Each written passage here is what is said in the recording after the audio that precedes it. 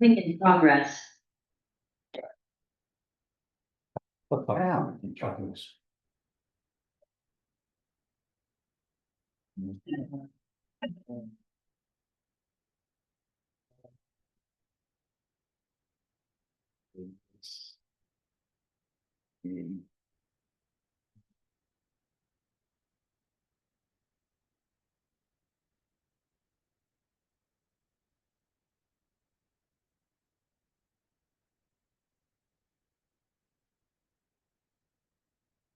I was gonna sit there and get out of the camera, but you know, No, this is like, this is what, this is a perfect spot. Yeah.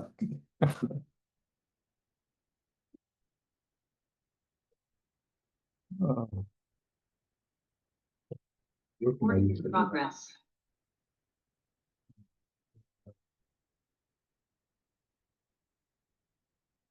Yeah.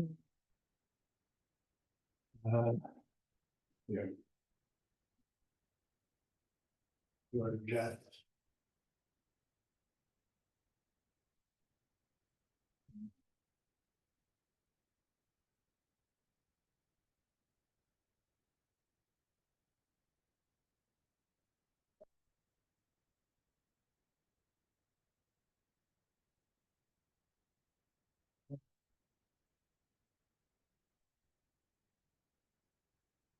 He's still in waiting. They all deserve to be in.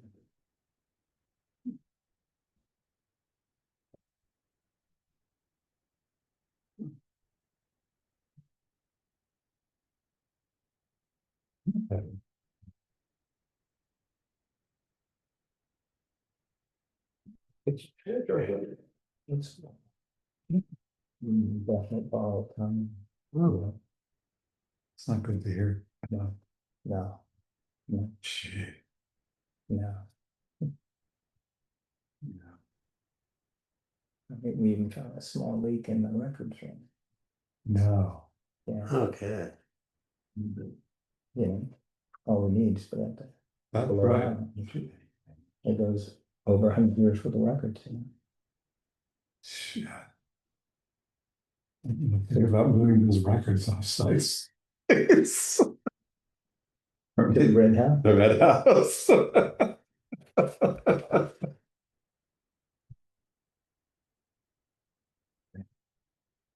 I just quickly did the red house for stability. What kind of conditions is it? Really bad.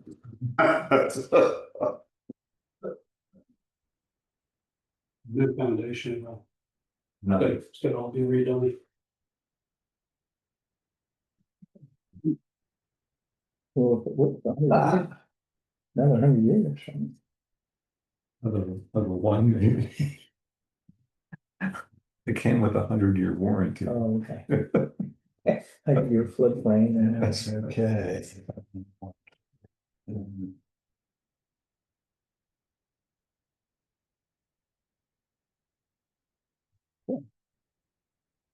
We have our council. This is mine. Thanks for the, well, that time I got. Somebody indicate if they can hear me? To respond back to your email about the, whole festival girls. I can hear you, John. I give everybody. Okay, thanks. Have to respond to my email. Can't pass it without, You had all of 5 or 10 minutes. without leaving the room, Good basically. question. Good. Okay, where are we? I think it's time to get the meeting started. Let me call the meeting to order, and first order of business is to approve the agenda, which I am sharing. I need a motion. Present in the room, we have Councilors Rob Gilmore, Peter Negrod, Chris Grisham, John Porter, and online we have Barbara Ramondo and Mary Warfield. So the entire council is here. Some of us are enjoying the vacation and others. Some are. Okay, so I need a motion to approve. I'll make that motion to approve the agenda. Okay. let me just, I'm showing the agenda. There have been a few minor changes. This is the one we're in, however, we're going by for purposes here. First off, there unfortunately are no minutes from July yet, so that saves 2 minutes. Then I added several things to the mayor's report. I'm not gonna indicate what they are. And then under the business, I indicated in several of the items that there will be a motion, or especially a motion, to defer action. Not deferring the item on the agenda, but it's action and, the reason I put those in here is because we have public appearances in which everyone can speak on anything they wish. But I'm going to urge anyone who wants to speak on those particular matters to defer their comments, first of all, to written, which we always would like, even though you make a public appearance and a verbal statement, but also till next month or whenever it is taken up with serious discussions. So the matters that will be deferred are largely being introduced in detail. Okay, having said that, then any other comments on the agenda? Anybody? Okay, hearing none, then the agenda is considered approved. No vote needed. Approval of minutes, there are none. Public appearances, okay, going to stop sharing and see if anybody is here for a public appearance. No, thank you. That's helpful because we have a very, very full agenda. All right, then we will move on to treasurer's report. Jean is here and Jean, you can go ahead and say what you will about this during July treasurer's.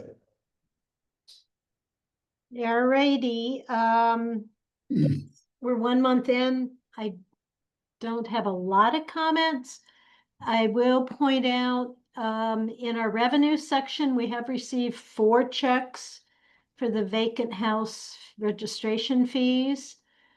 So that is in the miscellaneous revenues. The rest of what's in there is some equipment, sales. John, if you scroll down to page 2, John is new to Gateway in the border identity improvements. We had to spend a considerable amount of money in the sediment area at the end of Brown Street. The county came in to do, I think it's an annual review. Steve Wirtz has a lot more detail on that, but we were required to also take down a few small trees. RJ took care, and Steve took care of all the work that was involved in clearing that sediment area, and that is where it has been put, as it is on the border of the town. So there's that. Page 3 at the top. As everybody is well aware, the sprinkler repair work it has eaten a bit of a chunk of our contracted contingency. I did not put it as part of Catherine Hall maintenance because that 50,000 in the budget was earmarked for other activities. So this was the sudden unexpected sprinkler repair work was put in contracted contingency. If you go to page 3, down a little farther.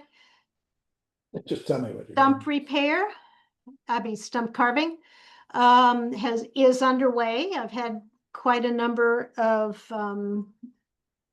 pleasant conversations with Colin. we had 4650 in donations last year. Those donations, because we have closed out the fiscal year, are now sitting in reserves. The town said that they would match 1-to-1 up to 5,000. The first installment was due as he started the work, so I have put the first check, the first installment, applied to the town's portion. When we write the next check, that will come out of reserves. That technically will leave 150 in the donations, in case, I guess, if there's any overruns or we choose to have a stump ribbon cutting party of some sort, that could cover that. Also A on that, stump. Ooh. Oh, yeah. also on that page, you'll see under recreation and under supplies, we did buy an inflatable screen, which was quite handy and well received and gratefully used. Not expensive, $95. And it is now available to the rec committee or any other town event to use. We did not have a supply budget specifically for rec committee, so that sits there. I didn't want to charge it just to Summer in the Parks. So you'll see that it is sitting out there separately.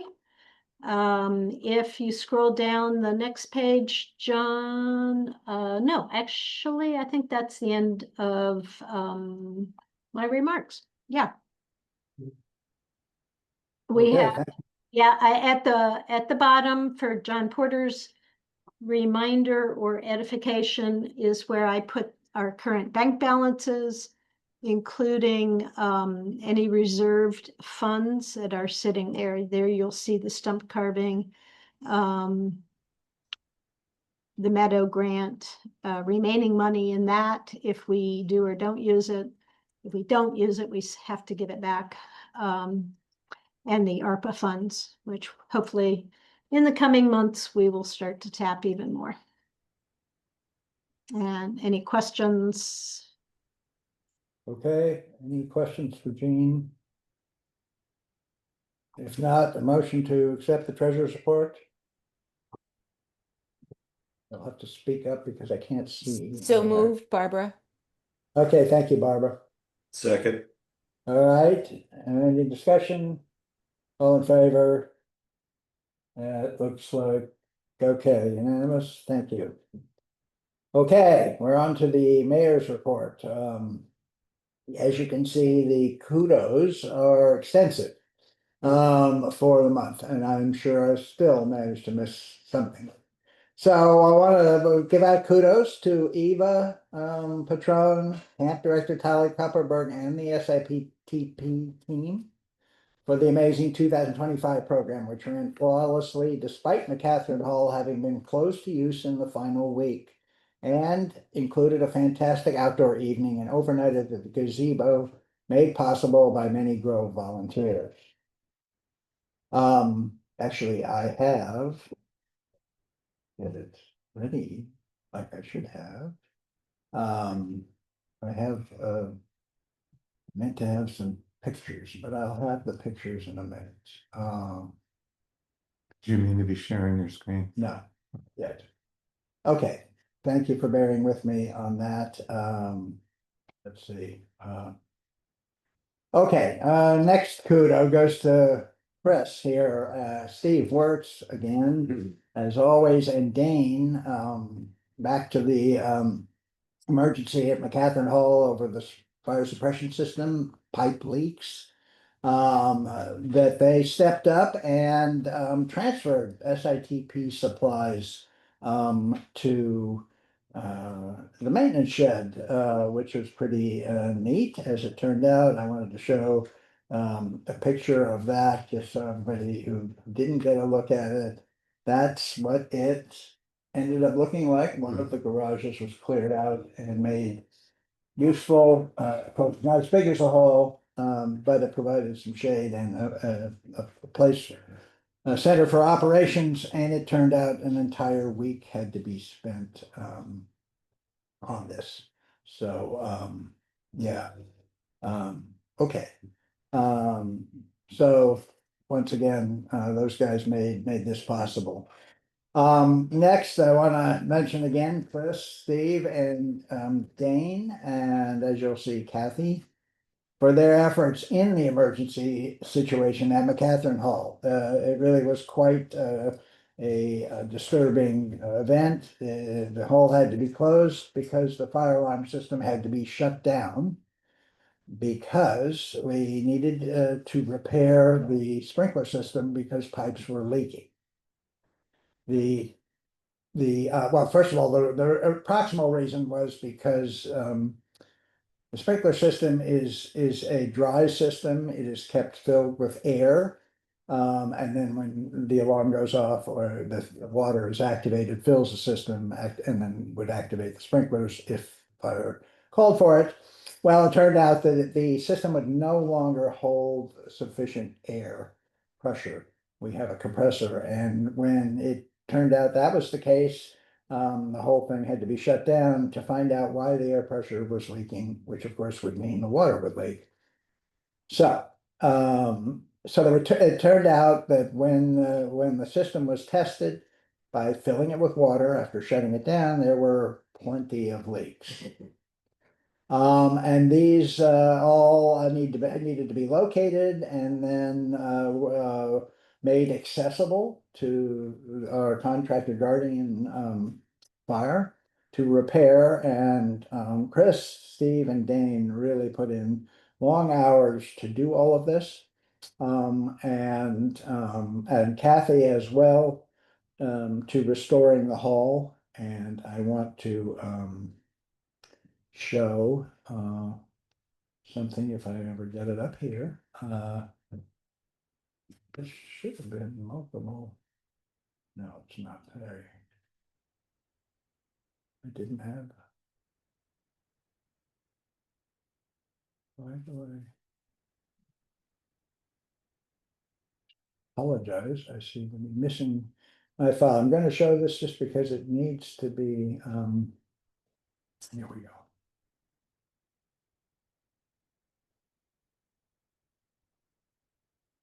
Yeah, should be. Nope. Okay, well, let's not waste time on showing the pictures. If I ever get them together later in the meeting, I will show them. This operation was quite the operation, and it's on the agenda, so we will get back to it shortly.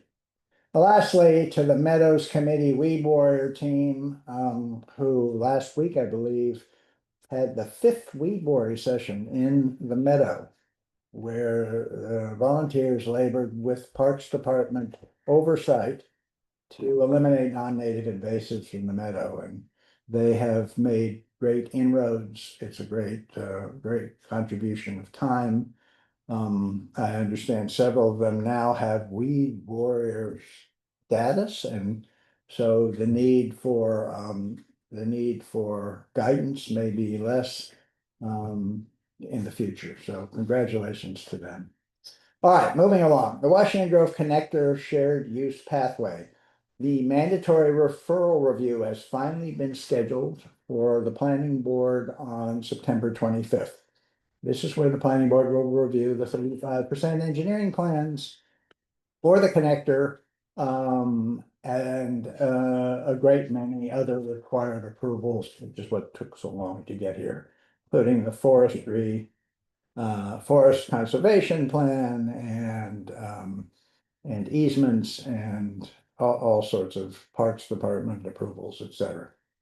We've been waiting for that. Meanwhile, however, the MCDOT has continued developing the engineering and to the 65% point and then to the 100% point. So hopefully they're still on track to start this project before in 2026.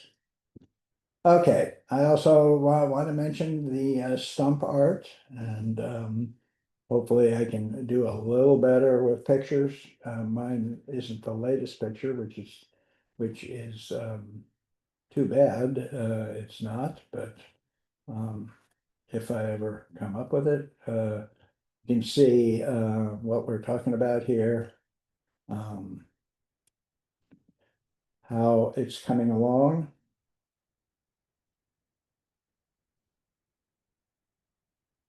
Here we go. There's one. There you go. It's turns out it's going to be a hummingbird that landing on the tips of fingers of a hand. You can't quite appreciate that still. I see the arm. On the arm. Yeah. It's not the hand, not on the hand. No, I can see the arm. Oh, you can see the Yeah, arm. I think yeah. there are fingers here Yeah, as well. This is another view. You see the hummingbird wings taking shape. So it's pretty interesting, and some people are kind of fascinated by watching this thing appear out of the wood. So that's going on. Anybody can go take a look and watch it happen. Okay. I have a talk with our state senator, Nancy King, about a 2025 Maryland legislative session and state of the state review. And she has agreed to come to before the town council meeting in September at 6:30 and basically, appear before the council and the town residents to review the session, the budget crisis, of course, and other things, and also hear any comments, of course, from residents and any requests from the town. And I definitely have one of those. So she'll be here at 6:30. We'll start kind of effectively start the council meeting, but we won't start council business until 7:30. Okay. The loss of two historic streetlights last spring. Two of our streetlights were not functioning, and Petco was requested to fix them. At the same time, we had an agreement with Pepco that they would, under no circumstances, remove any of our streetlights because we have intentions to buy them, and they're not replaceable. So the contractor promptly came out, decided they couldn't fix them, took them away, and replaced them with modern kind of crappy fixtures, which made a lot of people unhappy. It was also at a higher wattage. Suffice to say, the situation is not great. I wrote a letter, and we're meeting with the Petco representatives later this week, as it turns out, to discuss what, if anything, we can do about it and what they can do for us because they screwed up on this. The vacant properties registry, you heard Gene say we had $200 in revenue.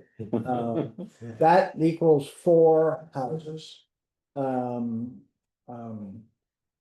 are registering as vacant.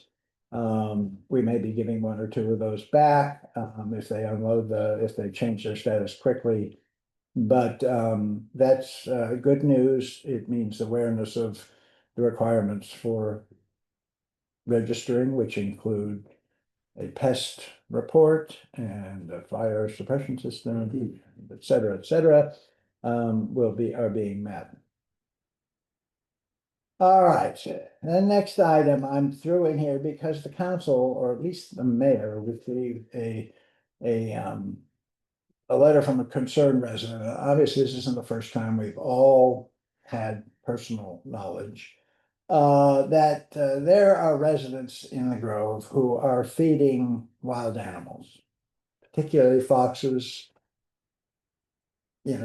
raccoons, whatever, quote, cute animals they perceive, even deer. And this resident was very unhappy with that. They're wild animals, and yes, they're cute, but when they get used to humans or too used to humans, they can become unpredictable. And other residents might suffer the consequences. And they are asking, and I think this is a valid thing, and it has it's been on the listserv many times, been in the bulletin. The residents are urged not, no matter what the situation, of severe winter, drought, you name it, wild animals are generally capable of fending for themselves. And if you really want to feed something, get a dog, cat, or something, Hamster. you know. I've got extra Well, dogs. You can pay for mine. Extra kittens too, right? Or maybe. No, no, just extra dogs. Maybe you can have a child. That's. I've got extra. Yeah, been there, done that. They'll recover. Okay, onto the commercial corner, renovation and rezoning. I just have a question. What, so you brought that up, but is there any action? No, there's no action. This You is just- a mayor's report. Plea. I'll put it in the. A plea, I'll okay. put it in the bulletin as well. Okay, but you're not advocating any specific. I can't, And what you- I can't, Oh, we don't have any ordinances against feeding, Right, feeding Yeah, stray, that's well, pretty kind. anything, you know, they'll even feed you, Peter, so. yes. Okay. Yeah, the commercial renovation and rezoning, as most of you should know, the planning commission would like, the planning commission and the town and myself, we've talked to the property owner and she is very interested in renovating her property. If she can entice, more, better paying lessors into the property. Mhm. And our current zoning rules are quite restrictive, and the planning commission is proposing that we loosen those up considerably.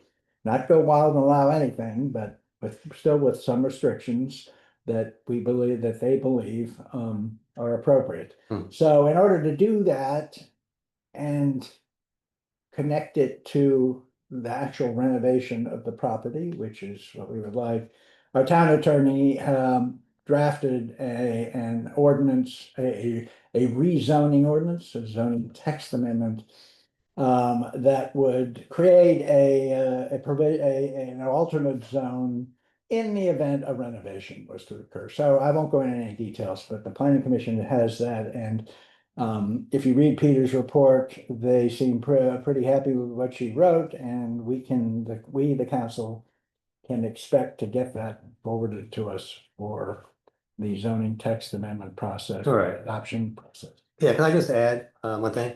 Sure. So we unanimously, first of all, Sue Ellen did it, I think, I'm sure you helped a little bit, but Sue Ellen did a spectacular job in reviewing what we did, making edits, and I was just impressed with, we're trying to follow the comprehensive plan. And because that's our justification for moving forward. And I thought that everything that the planning commission wanted, she had in there. So we unanimously approved that. George is putting together a memo to send to the council saying that we'd like to move forward. John, but the other thing I just wanted to mention was we haven't heard yet from the HVC. And so Sure. we're gonna encourage, and then if you have any suggestions of how we can, at this stage, expedite this. Okay, well, we're about to make that easier. Good, okay, thank you. We'll see. Mhm. You know, okay, all right. So, all right, this item in here, I put in there, and this is a mayor's commentary. Many people know that the Little Red, apparently it's called the Little Red House. Yeah. It's a very small house on a very small piece of property at the corner of Locust and Grove Road. It also apparently is the oldest structure in town at present. We are told by the historic people who keep track of these things. Mhm. It's up for sale. And I'm just gonna read what I wrote because I spent a lot of time getting it right. With the Little Red House at Grove Road and Locust Lane now for sale, a previous suggestion to create a town museum archives in a historic building has been revived by some residents. Purchase of property for town use requires forethought and planning for the town to be able to act when an opportunity presents itself. So I hope, if you think about it, you know, spending money to buy a piece of property is, you know, needs to be planned, at least provided for. It, you know, if it was an emergency, I'm sure we could work through it, but if it's not an emergency, such as this sort of a plan, I have asked the HPC, who I thought would take a lead on this, if they have this idea of having a museum archives facility somewhere. If they believe the town should prepare for that, then we need to prepare for that. So we need to get the rationale for it. We need to decide how we would do it, what sort of, you know, how we would be able to move to purchase some sort of property and how the funding would be, you know, what sort of alternatives we have for funding it. So the Little Red House, whether or not it would meet the needs is not going to happen because the town has no process unless somebody is bound and determined to encourage everybody to act quickly. I think it has too many negatives personally to warrant that sort of effort. But, you know, had we had something in place, maybe when George Payne's house became available, a really historic A-frame, that might have been a qualified. So we could prepare in advance for that, and I just think it needs a little forethought. Okay. We had mentioned that there was going to be a contractors appreciation day like there was last year at the lake, but it has now been dismissed due to concerns, unfortunately, over ice activity over. So, lastly, the Labor Day celebration, almost everybody should know that it's held over Labor Day. Again, it's scheduled with the events. You can look in the bulletin to get the real scoop, but it's croquet on Friday, the field games and races on Saturday, Sunday tennis and soccer, and the potluck dinner for the awards, and finally some pickleball on Monday. And that's the end of my report. Okay, moving along to the first administrative matter, which I've titled McCatherine Hall Sprinkler System Leaks. You've already heard kind of what happened, although there's a little more to it than we briefly summarized. I'll let Chris I think we need to make a motion to talk about this. So you had put together a broader. We don't need a motion to talk about an administrative matter, I don't think, but a part of the, in fact, let's forget the motion. Let me introduce the subject. Without going into more detail as to exactly what happened, I have a bunch of pictures which I will ultimately get together is to show that the pipes indeed, mostly the connections between the pipes, the ends of the pipes, the seals and the connectors had deteriorated.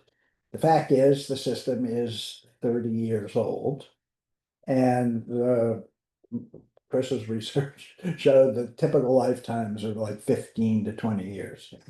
Steve's so it's definitely long in the tooth. And we were able to repair the leaks that could be found. But it begs the question of how long until the things that were not repaired begin to leak. And so, as far as dealing with the McCatherine Hall sprinkler system, it may be prudent to bite the bullet and proactively repair all the other joints that can be accessed without tearing apart the hall too badly. That's a future kind of thing we probably should consider, and it may come to the council to approve funding to go ahead and do that. In fact, I think we have agreed, Steve we're going to get Guardian to come out here and give an estimate as to what sort of cost would be involved in dealing with what we now know a lot more about the system because we've seen more of the system. Okay, So that was the future really administrative part, but beyond that, as you can see in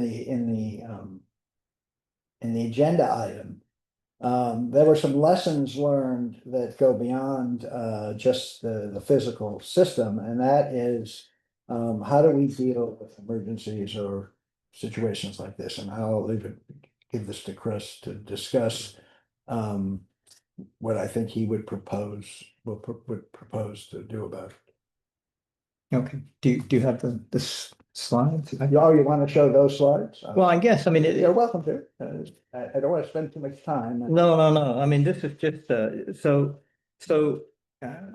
pretty much what I encountered was, we had this incident with, the sprinkler system in the hall, but then it seemed like there was a lot of mishmash in communications. If there was any communications, people were kind of running around trying to figure out what's what and who's in charge and who's doing what. And so, in order to avoid that, one of the things that I want to propose is, and it's like an incident command is what this thing is. It's from, okay, it's a presentation that I found online from the American Red Cross on disaster preparedness. And so what I did, this is a very long presentation, but I extracted a few of the slides that kind of pretty much try to present, like a path forward for what we ought to do for any future. It doesn't even have to be just the town hall. It could be anywhere in the growth. But like if we go to I think it's the next slide over. Here, I have copies if you guys. But so what I was trying to describe here is, they have steps, planning steps for like emergencies. And then so, step one, identify key players. And to me, the key players would be, and that, with the question mark, town liaisons, right? I asked what are town liaisons and what are our responsibilities, and everybody's kind of saying, it's whatever you want to make it out to be. There isn't any defined roles and responsibilities. So I'm hoping that at least from my experience, that we could kind of move forward and define some of our roles and responsibilities as the owners of whatever it is that we've been assigned by the mayor. So, identify key players, and we're the elected officials, town liaisons. You go to step two, develop considerations, and then it'll be roles, responsibilities, and accountabilities. We would be, again, the elected officials in town that would be the first, in essence, the first responders, right? To try to address whatever it is. And then, identify resource requirements, establish chain of command and lines of succession. So in this case, because it's a small town, lines of succession would be the mayor would be the number one guy, then the town liaison, and then the committees. Because that's what we have our committees for. They're out there, the volunteers, they know what they're doing, and they have an organizational structure within the committees. So that, that's what I'm proposing that we move forward with for any kind of future incidents, emergencies, or whatever that we have. And then if we go to the next slide. I have a point of information. Is just a question. The steps that we're just looking at that you summarized, Yes. are those what we do in advance, so that when an emergency arises, we have these measures in place? Correct. Got it. And so we kind of already do is what I'm saying. Like, when we were assigned our roles and responsibilities, our roles as town liaisons, right? We had specific areas, like for me, the town hall, the meadows, and there were three things. I can't remember what the third one is. What? Safety, emergency preparedness. That's why I can't remember. Just everything's so safe around here. Yeah, well, I'm trying to resurrect that too. But so with that, you know, when it comes to those particular issues, I would be the point person in town. If anybody had any questions, if anybody needed something done, that would be my responsibility, my roles, responsibilities, and I would be accountable, you know, like in this case with the town hall with the fire suppression system, you know, working with the mayor and working with, you know, Steve and Dane and Kathy. We were able to get the system shut down, repaired, and put back together again. And it's, So what are you proposing that we do about this? well, that we endorse, you know, this structure within our town council and for the elected officials. Yeah, okay, I just, one of our townspeople requested that I just mentioned, that the Emergency Preparedness Committee has already worked on this plan, has drafted, documentation, which apparently you may not, I don't know if you've seen it or not, but Patty has copies of it, so she just wanted, you know, that this isn't, you know, this is already It's, been worked on a it's little not bit. new. That's, yeah. Well, nothing's ever new, yeah. Yeah. No, I agree. It's Yeah. just that, you know, we're not implementing that plan because it was there, but it's the committee Yeah. is, and what's the word? Defunct. Defunct? Is it defunct? Is that the word? In limbo? Anyway, and so, you know, while we're still struggling without the committee, in Mhm. fact, you know, intact, I mean, this is the structure that I would propose that we take forward as a town council and mayor. So, yeah, I have another question, I guess that kind of following on Peter's question.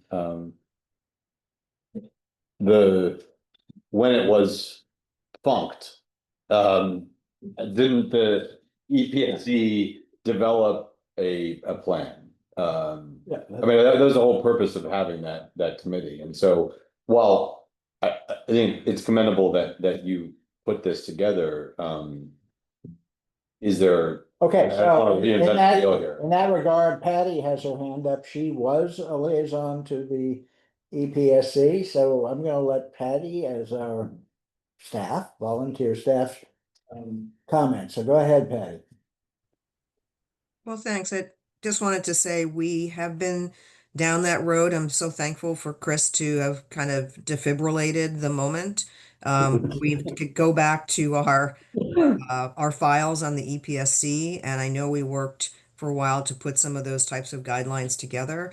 And just to give you maybe some hope is once I retire, I'll be happy to revisit the EPSC or, you know, work with Chris. I just don't have the bandwidth now. So put a pin in it, okay? And we can circle back in a couple of months. How's that? That's good. John? Just a question, well, more of a comment than what maybe might be missing.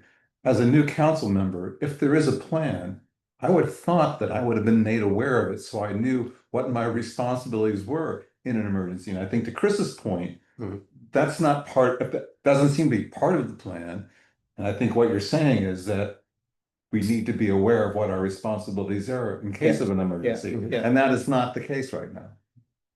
Well, I I don't agree, know. but Yeah. that also begs the question of whether, to what extent town council liaisons are ones who have significant responsibilities in responding to some of these. I mean, Well, so I think where we are is Chris has raised the point that the town needs to have an established procedure for responding to these sorts of emergencies. And the comment is that the EPSC may have proposed some of those those procedures. The fact is that I'm not aware of what they are, and I have just totally forgotten that we adopted them. But I think the proposal is that we adopt a set of procedures that to handle emergency response. Hopefully always nothing too much larger than the hall's sprinkler system. So to go forward, we're hearing that maybe the EPSC had already produced some recommendations. That would be a terrific place to start. So my recommendation is that some small group of council members put together hopefully they won't have to manufacture this from scratch. Because Chris currently is the EPSC and Patty is offering to help out, so I mean, we probably can wait a few months if Patty's really retiring in a few. Yeah. But yes, Jane, you have something to contribute, I think. Yes, some of the safety issues, when we renewed our insurance, there's a questionnaire that I had to fill out, and I have promised Chris that I would circle with him to make sure that all of the items that I answered, yes, we do this too, are in this plan. Okay. Good. Yeah. So the action item proposal is to put together some procedures to implement. And then then of course we carry through on that. If it's the council liaisons, then that needs to be part of their responsibility description. We can ensure that. I think Steve has a comment. Yeah, can I add on to that? Of course. He's a new council member. And the old council member that did his job, I think should be responsible to tell him what they did ahead of time. Because it always seems when the mayor comes in, the mayor is kind of blind for the first year until he gets used to it. Just the first year? He's blind the first year he comes in until he learns what the job is by guessing and things happening. Yes. Chris. He doesn't guess, we just tell him. Well, That's why I mean, it would help out a lot if the person before them actually told Right. them what was going on before they ever took the job. Right. It's succession planning is what it's called. Okay, Patty, that's not fully. it's just nuts.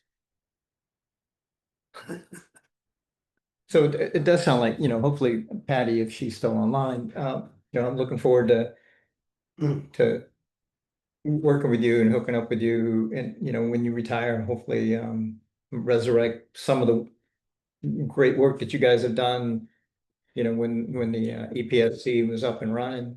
I did take a look at some of the minutes and some of the previous documents when I first took over this area as a council member a year ago. And there was a lot of good things there that they have already done. So, yeah, looking forward to. Okay, so it's a kind of consensus to move ahead, and then we'll have something to chew on. On this call. Mary is here, yes, Mary's somewhere, she was. Okay, I just.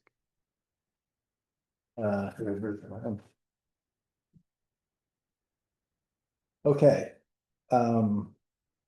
All right, then in that case, we will move on to the next item, administrative matter. I just want to make everyone aware that Christine Dibble, our webmaster, has volunteered to convert the town bulletin into HTML format, which will allow the bulletin to be distributed embedded in emails, as well as easily reformatted for PDFs or other formats. And so in order for her to make use of her offer, she needs to have the material a couple of days before it actually goes out. So we're going to make some changes to how we put together the final bulletin. I've put the procedure in the materials. I've sent it to everybody I could think of who submits material to the bulletin already. And we're going to start doing that with September. So it doesn't actually change the deadline of material to be sent, which has always been the 25th. But the fact is that a lot of material comes in after that. And material that comes in after that will have several opportunities to still get put in, because we all recognize, I certainly do, that, late in the month things happen. And, if you want the bulletin to be useful, it can't be missing, last week of news, committee reports, what have you. So we will try and get any late stuff in, but it will not. Currently, you could get it in at the very last moment. That will not happen, or it will only happen if Christine feels that she can put it in. Otherwise, she'll just say, forget it. It won't go in. Okay. And you can see that if you didn't get the rundown on the timeline, it's in the materials. Okay, next item of business is the appointment to the planning commission. So I am proposing to the council to appoint William Earl, as alternate commissioner. They for the balance of the 5-year term, which is from now through May 2028. Now, the interesting thing about this is, and this is going to be a first, Bill is currently on the HPC. So he nevertheless has volunteered for this role on the planning commission. And for quite some time, we have thought, at least I've thought and others, that it would be a very good idea to have a representative of the HPC on the planning commission in order to smooth out the complementary reviews, the time-dependent reviews, and other just operational issues that we've encountered in the past. So with an HPC member on the planning commission, those should be much more easy to deal with and take care of. So it's kind of an experiment, admittedly. It depends on Bill's, being able to put the time and effort in. Bob Boer is, really, doesn't want him to depart the HPC. Yeah. But he agrees that this could be a benefit. So I'm proposing to appoint Bill as alternate, and that's kind of the least critical, but I shouldn't say that because the alternate acts as a commissioner when a commissioner is absent from the planning commission. So he needs to basically be up to speed at all times. Open it. Barbara, I would just say that, working with Bill, he's incredibly knowledgeable, dedicated, does a lot of research. And so I think what you said is really, I think we have a great relationship, planning commission, with the HPC. But I agree that this, Bob does a great job anyway, but this is just the concept of having a bridge person like that, I think really works. Barbara, though, really wants to say something. Okay, Barbara? Yeah, I appreciate what you've said, and I agree with all the wonderful things that you've said about Bill. But I just see this really differently. The Planning Commission and the HBC are two different entities, and they do communicate with each other. And I just don't see I think they should stay separate. Like that just feels like each entity can focus on what it does and of course communicate back and forth, but to appoint one to serve on the other, that's kind of like mixing their responsibilities, and I have a problem with that.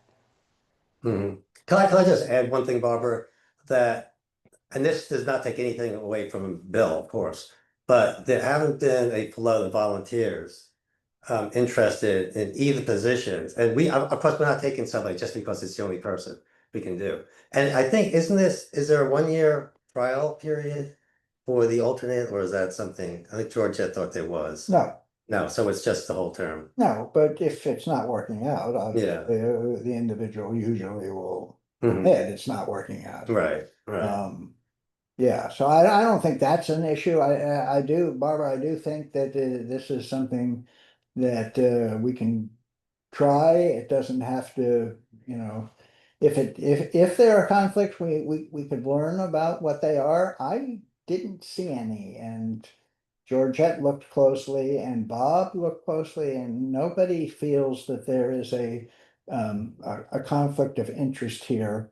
Remember, the HPC is advisory to the Planning Commission. And, to the extent that their representative, Bill Earl in this case, promotes the HPC's recommendations, that may not it doesn't intrinsically sound like a bad thing. Mhm. I'm not sure it's a conflict of interest, but it might be, and if it turns out to be so, then I think we could step back. What does that mean, step back? Meaning we'll appoint someone who's not a member of the HPC. But are you basically saying right now that we would appoint? You recommend that we do appoint? Yes, I'm recommending, when I say step back, I mean, Oh, that's we'll fine. talk to Bill, let's say it's Bill, and say, look, turns out to have some conflicts. We think we need to, you know.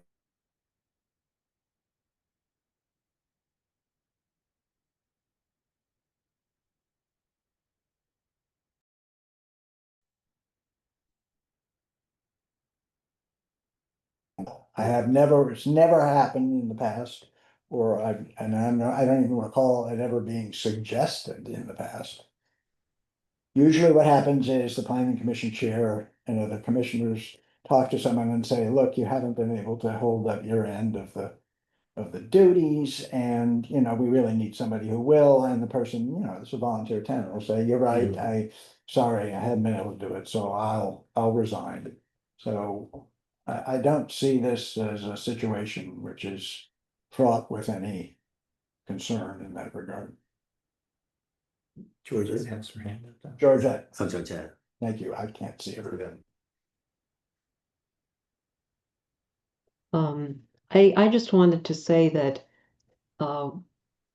when I first considered this, was because I was going through the ordinances. And I do want to point out that the ordinance that established the HPC says quite clearly that an HPC member can also serve as a planning commission member. So when the HPC was put together, somebody obviously thought of this and considered that it might be desirable. And at this point in time, the planning commission would certainly like to try it. Thank you. Any other comments? All right, so let's move for a vote to approve the mayor's appointment. All in favor, and I can't see everybody, so I've got 4 yays, Barbara No. and Mary. Yeah, you're 4. Okay, yes. All right, so that's 5-1. Bill is appointed. Thank you. I'll let him know. Okay. Next item on administrative matters, the November council meeting. It turns out that in November, I will be halfway around the world for the November 10th scheduled council meeting. And Barbara will be pretty much the same halfway around the world as well. And we thought that it may be prudent to try and simply reschedule the November council meeting from the 10th to the 17th of November. That would make it the third Monday, just for November. So if there are no objections, we'll do that. Great. All right. We'll have rescheduled the town council meeting.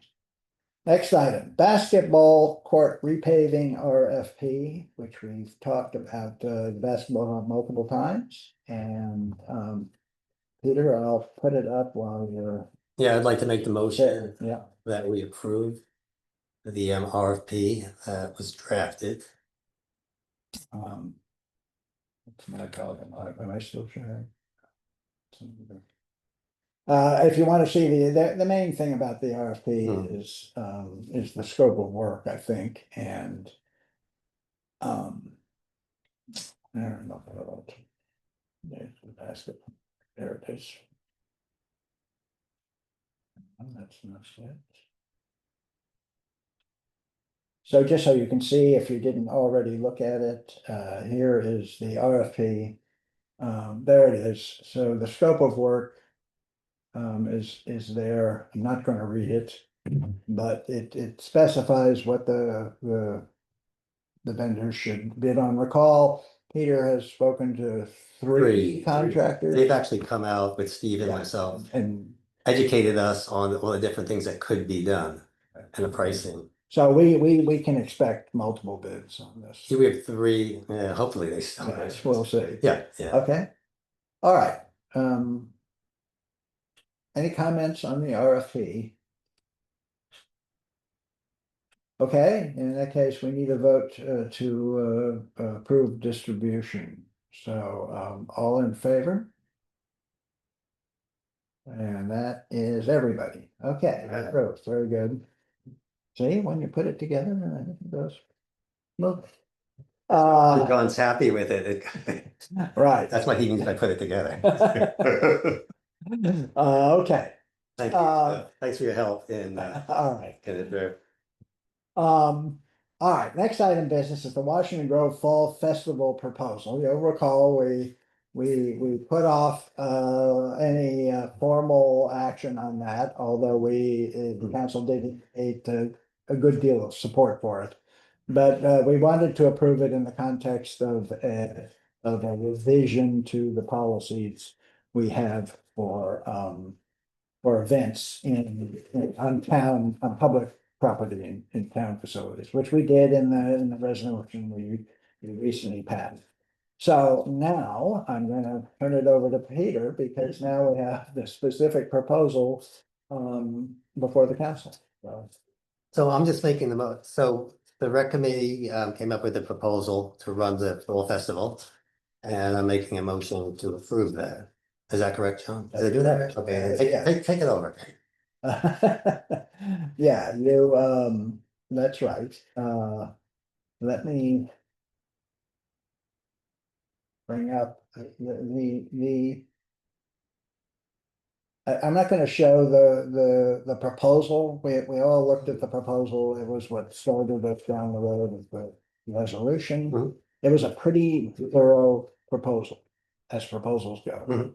And so the issue that I felt needed to be dealt with for this approval is that we basically said that the council could, and in fact should, attach additional conditions to any event that we approve. Just to ensure that the various, let me step back. When you rent McCatherine Hall, there's some policies and procedures, use regulations that the sponsor agrees to, and they are listed. If you have an event like the Fall Festival, or in fact Circle Fest or whatever, we don't have any such thing. With this new resolution we passed, the council can now formally approve the activity. It's been proposed. But we can attach and ensure that the event comes off successfully. Hmm. And for that, I want to show the conditions that I cobbled up, because nobody else did.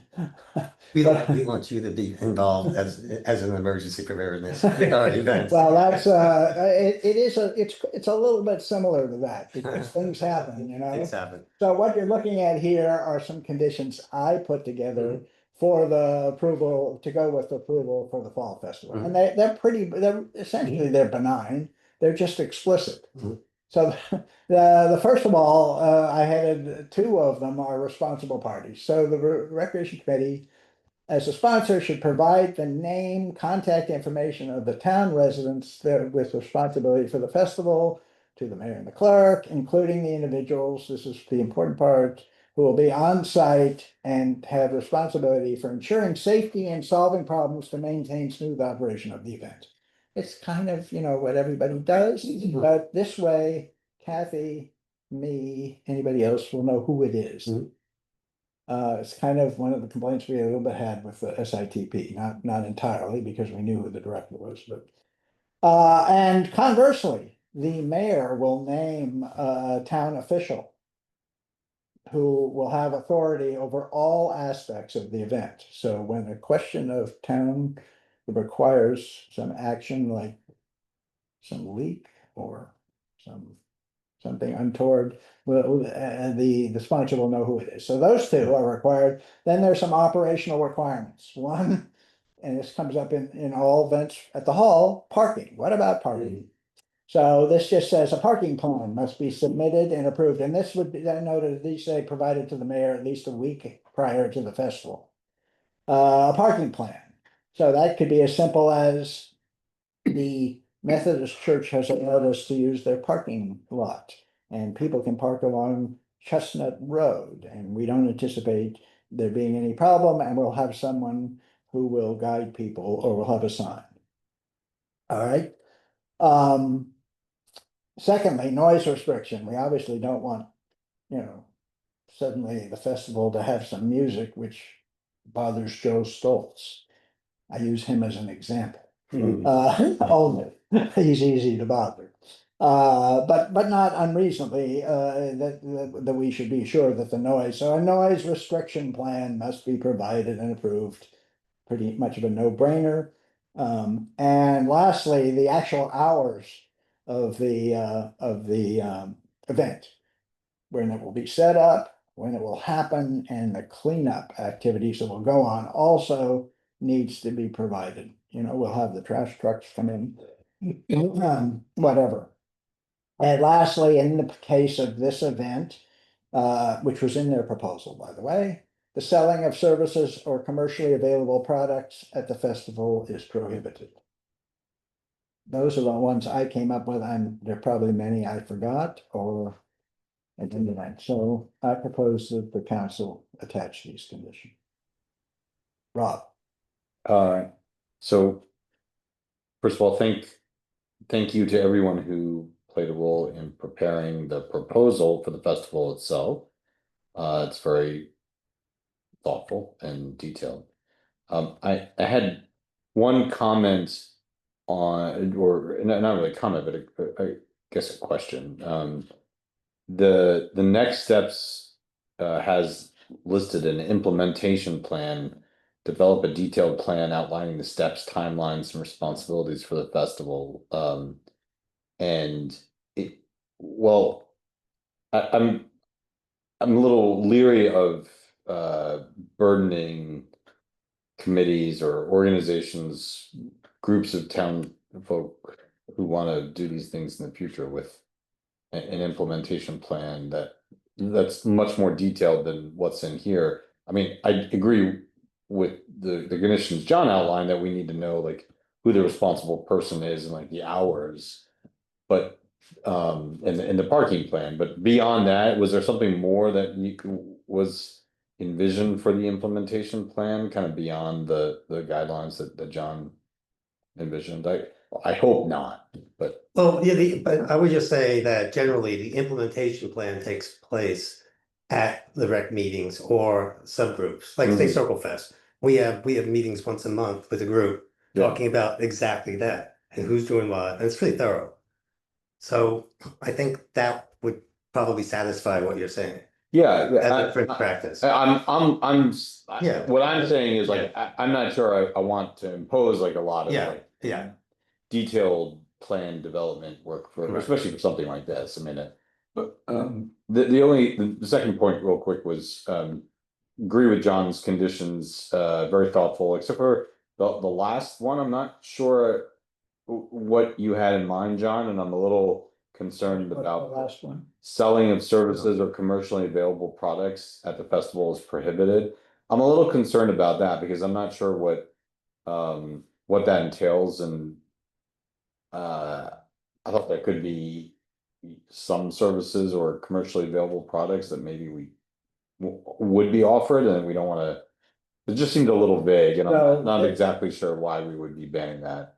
And commercially available products also seems pretty broad. Like, is a can of Coca-Cola a commercially available product? And if so, are we prohibiting it? But I would think probably not. Like, there could be things that like food vendors and whatnot are selling. We specifically allowed food vendors in the resolution, so that discussion, I think we covered it. Yeah, no, I know we do, and that's why I wasn't sure about this last condition. This seemed I don't know if excessive is the right word. I just wasn't sure exactly what you had in mind, and worried that like we'd be sending a message that you're not allowed to do certain things. I'm just showing their proposal. You may read, I told you, I took this line right out of their proposal. Oh, okay, I'm, so, all right, so that's not a question for John, it's really a No. question for the rec It's committee. their plan. Yeah, what do you guys have in mind for that? These are all artists who have created, Yeah, you know, their own works. right, and then we wanted to get this passed, we wanted to be very clear about the fact that, you know, when having vendors come in from, like, one example might be, in the past, we've had, like the solar power companies, you know, solar come in and have a booth and try to sell whatever, which I don't have a problem with, but we didn't want to get that confused with what we're trying to do at the Fall Fest. Mm-hmm. So it's the whole thing about these are creative products, you know, because what's the benefit to the town that makes this unique, and why are we sponsoring it? Because we don't want to be sponsoring Coca-Cola also. I mean, we don't, you know, we want to be clear about what's taking place here. Yeah, I As best we agree. could, yeah. Yeah, I just think that So word saying it commercially differently. available products seems a little vague and broad. So could you reword it maybe, and we will agree Yeah, that, no. I think it's Yeah. what they said, and I believe they know what they meant. Mhm. Lisa's got her hand up. Sorry? So, Lisa, by all means. oh, Lisa's not gonna let me speak for her, huh? That's. Let Go Lisa, ahead, let Lisa. Lisa speak. Sorry. Good evening. Uh, Appreciate uh, it.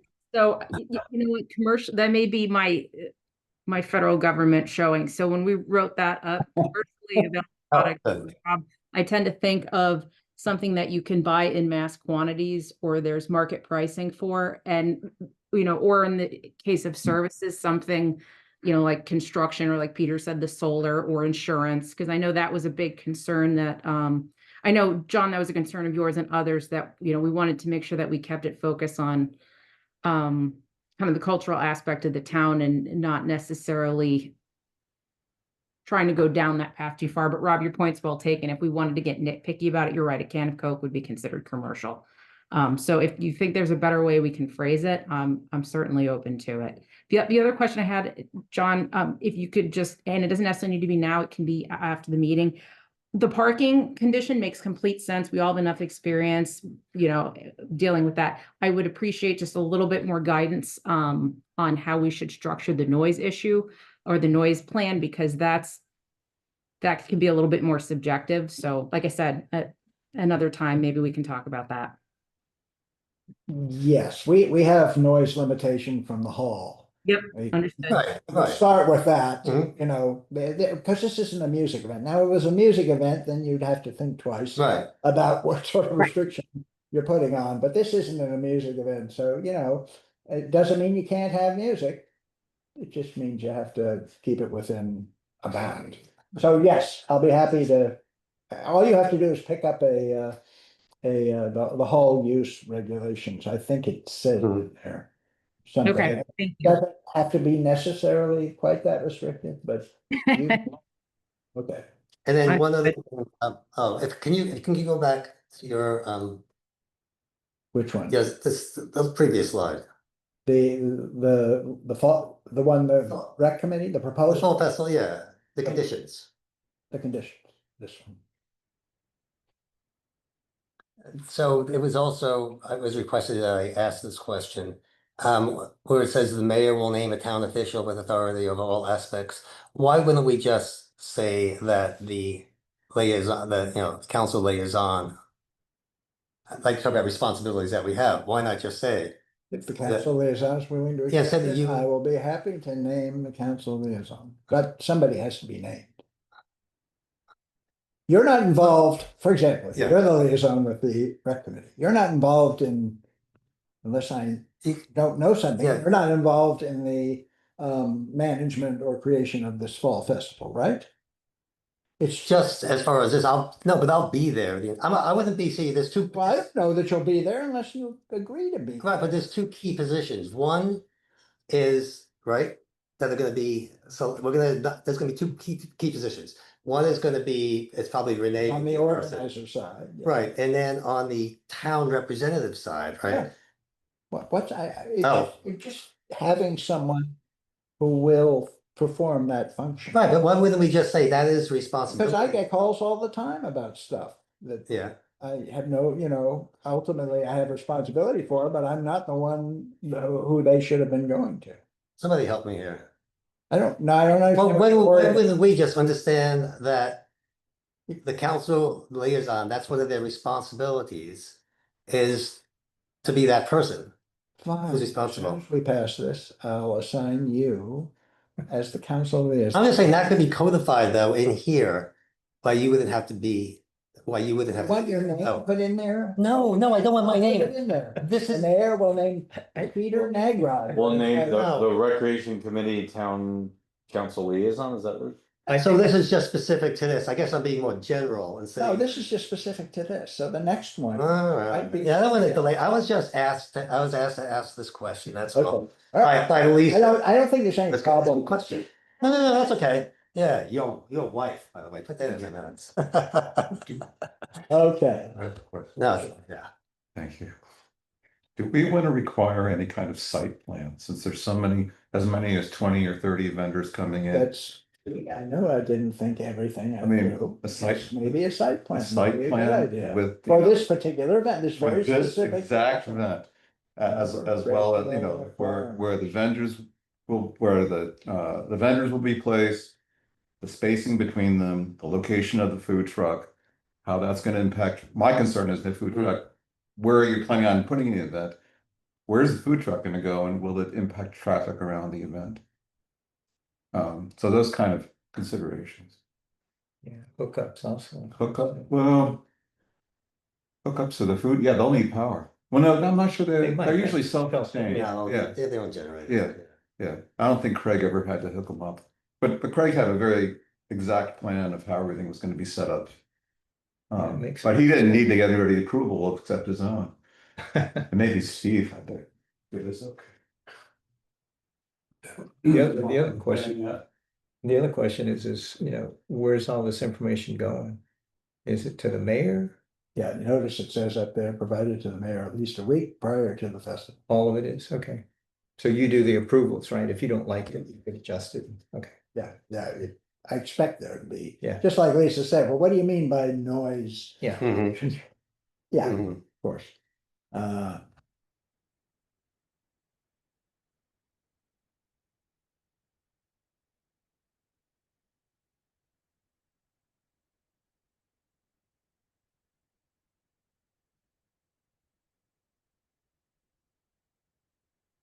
Did you put somebody be in charge of traffic control?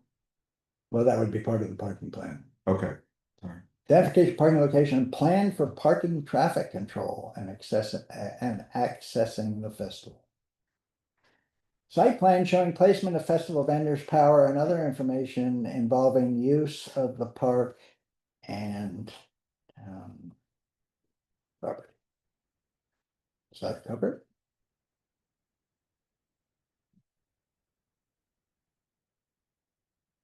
I think they also need to name somebody that's gonna coordinate all the loading and unloading that goes on at an event like this, because that's a dance that has to happen before and after. Well, they may need to do that, but I do.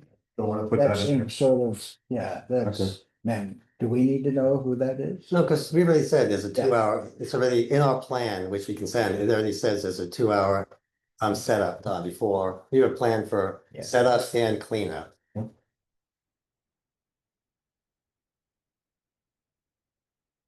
You're using restrooms at town hall, right? Restrooms at Okay. town hall facility. If you're not closing them. All right, if there's nothing else, I want to get off of this one and get these people on their way. Anything else? If we think of anything, there's still a month. Last, No, please stop. we'll try. John, I'm not gonna think about it. that John. Yeah. Between these two here, it's like nothing gets by the two All right. together. You got it all. Okay, We're conspiring. Yeah, you got the rec committee too, by the way. so any other comments then on the fall festival proposal? So the motion is to approve the fall festival activity for the date it was proposed. So I will make the motion. This is Oh, Barbara. please, go ahead. I'll second. All right. Moved and seconded, so it's the motion to have their proposal with these attached conditions. All in favor? Everybody? And Mary, okay. Thank you, everybody, for that. Get rid of this. Now. All right, now that takes us to unfinished business, that's not administrative, and the first one is execution of the design build amendment to the swim contract. So, at the last meeting, I was authorized to begin preparing the design build amendment to the contract. And I explained that, that largely had some boilerplate legalese, which Sue Ellen, our town attorney, is reviewing. Unfortunately, I didn't hear from her, so I don't know where we are on that. But the other critical thing is to provide details on how the contract funds will be spent. And so we have worked kind of hard to complete that. And I want to show you that in the materials, you will find a cost proposal from SMI, the latest one being today, which has a lot of line items for each of the work areas. But those are not really of any, I don't think, necessary for the council to particularly be concerned about. We are trying to be thorough and make sure they represent what we want and all of that. Let's see, animation. But what I do want to show you is how the $570,000 in this contract is going to be proposed to be allocated.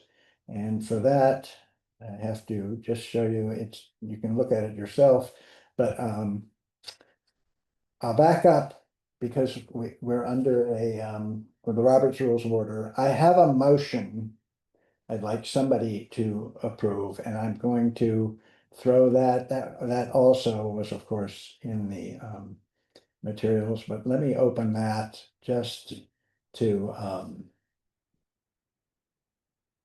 show you what the deal is first.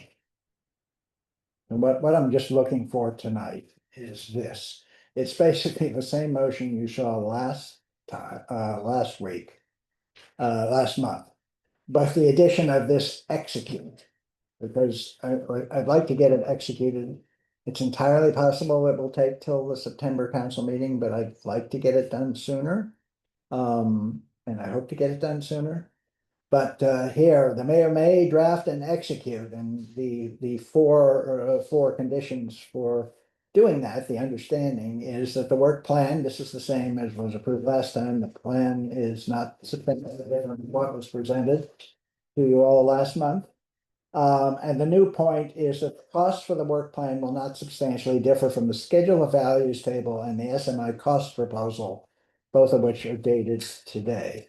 The amendment will be reviewed and approved by the town attorney. I put in approved, previously it was reviewed, so she's a gatekeeper. Her approval will be required to execute this.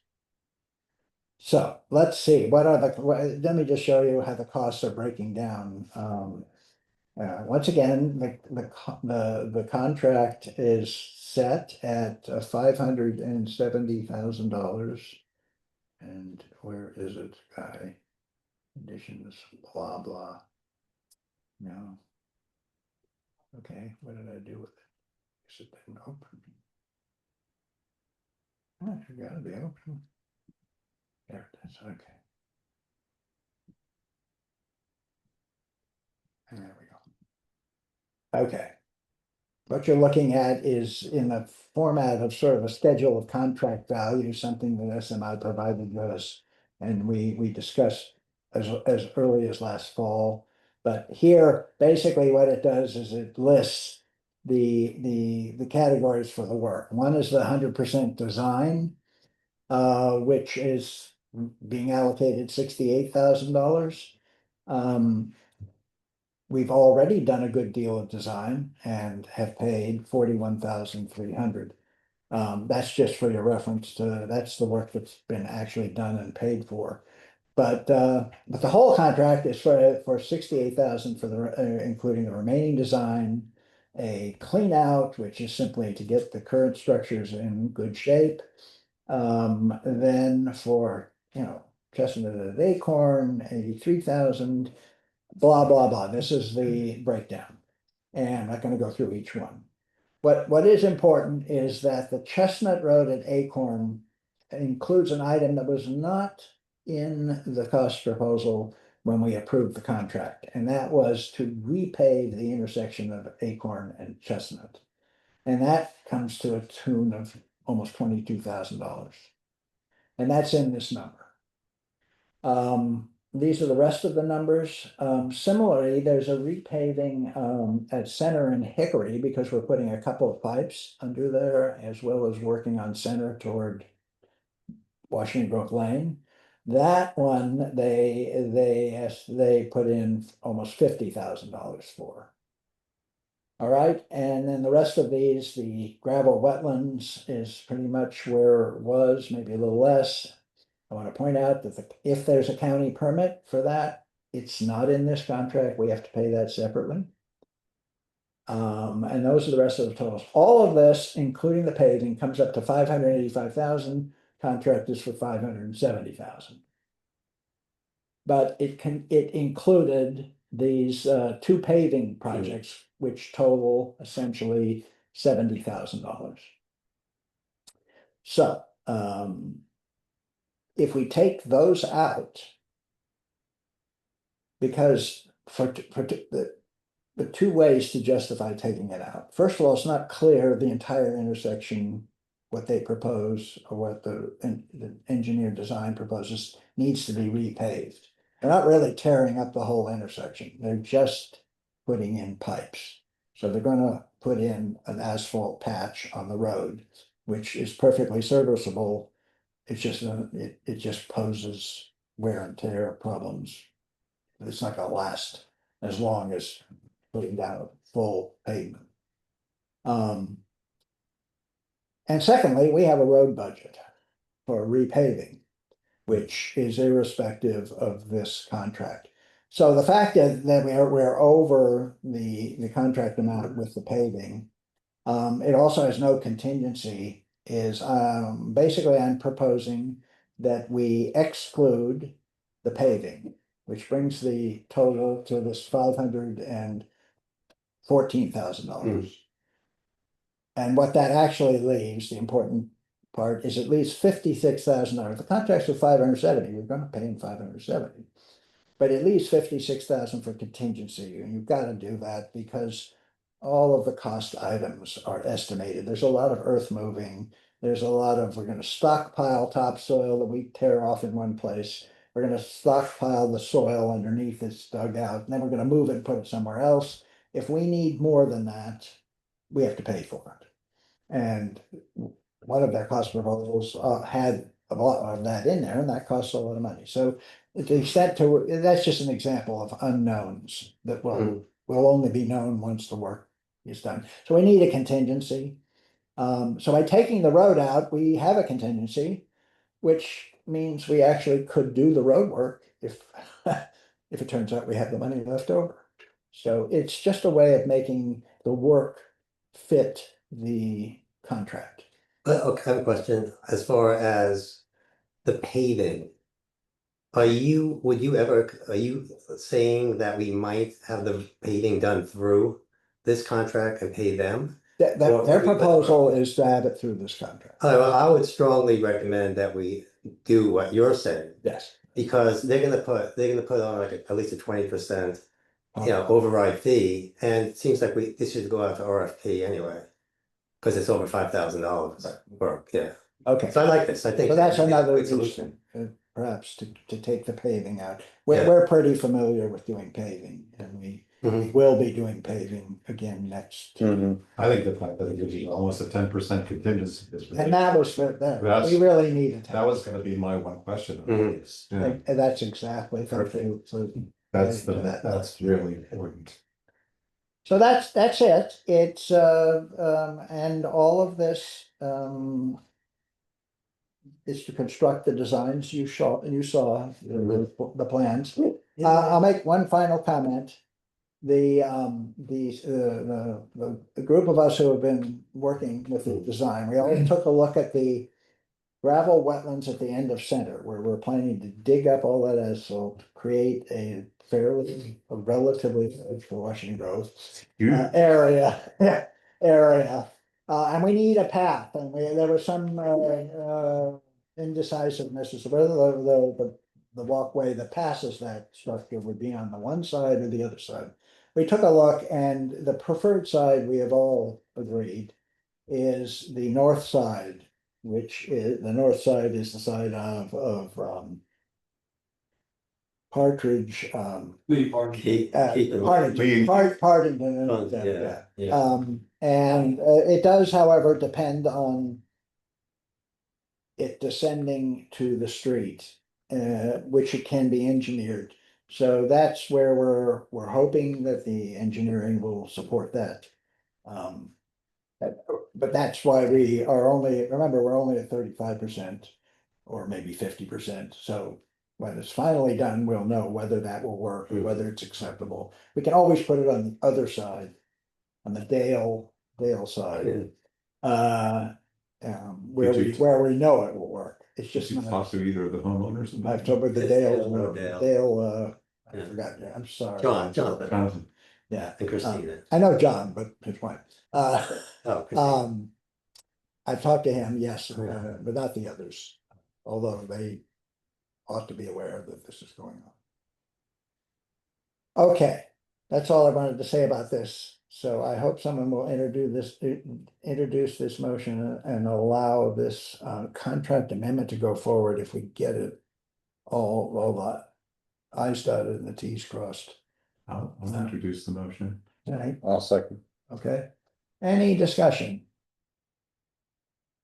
Thank you again, John, for your work on this. That's a lot of work. It's me, it's Steve, it's Bob, Dave, Patty, I guess, and right? Patty, Yeah. to a lesser extent in recent months, but Yeah. over time. Oh, sure, A lot, yeah. definitely. So, yeah, it's been a team effort, so. Yeah. All right, all in favor? All right, looks like unanimous. Thank you. On with the show here. Did I kill my? Yes. Some of the hearing windows. Okay. So next item is the proposal to purchase portable radar speed warning signs. I'm going to give this to Mary. Mary, you have a motion, I believe. I do. As we know, the speeding through town is continuing. Is always a problem, and Chris did some initial research to figure out trying to get radar warning signs, the ones that flash your speed, to try to see if that would be helpful to mitigate speed. So we have actually gotten looked at several different companies that provide that, and I would propose that we already have the money in the budget. I think we may want one or two, but initially we have in the emergency preparedness there's a $4,000 set aside last year with the thought that this would be able to be used to get one of these cameras. So I would propose that Chris and I be tasked with kind of looking at the different quotes that we've gotten from 4 different companies, and there's a folder which for anybody who's more technically minded than and might want to look at that and figure out how to compare. We certainly take your help with it, but they're all pretty much similar in terms of what they offer. The prices come out pretty much the same.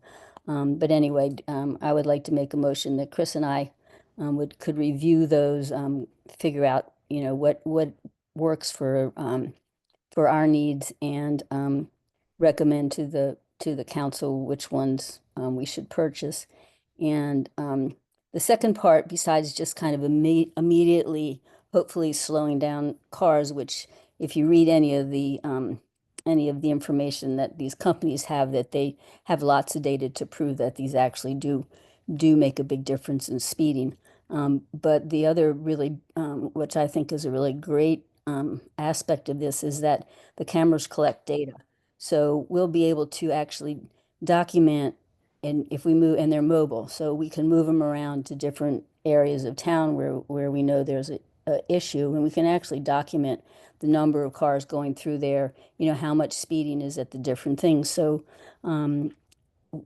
if we collect that data, then we kind of go to the next stage of trying to figure out, where we mostly need mitigation, if we need additional speed bumps, because I know a lot of people, want them in different places, but this kind of will give us an objective, a way to actually evaluate, what makes the most sense.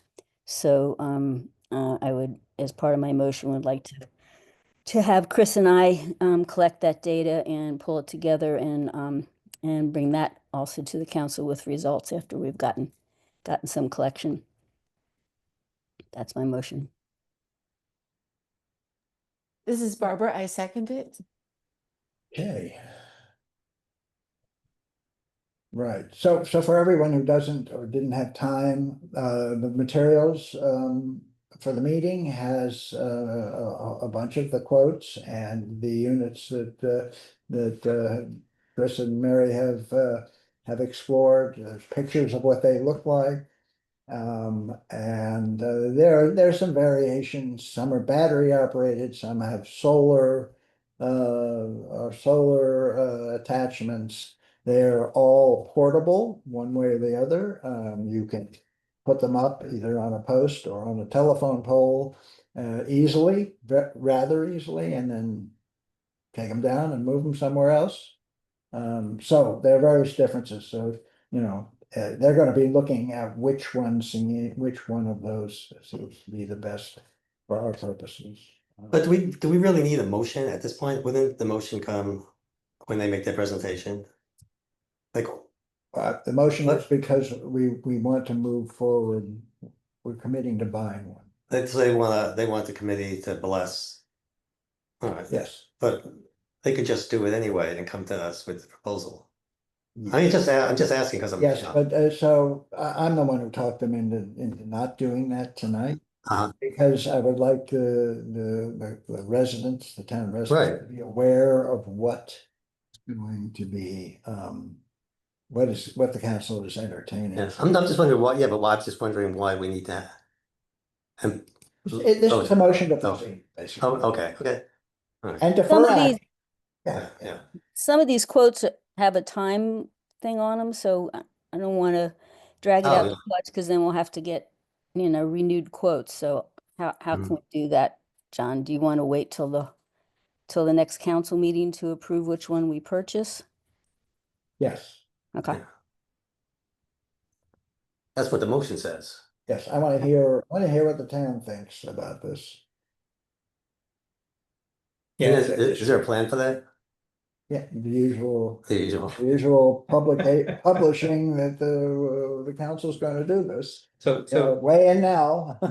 If I may, I put this in the bulletin. At the beginning of the year, end of last year, and I received, I think, one public comment. But I think, just like anything else, right? The closer you get to purchasing or implementing, we're going to be probably inundated with the pros and cons. And to emphasize, this is not a camera, so it's not taking any pictures. License plates, driving individuals. It's just, it's data, collecting data of the numbers of vehicles and their speeds and the periodicity. So what time of day? That's cool.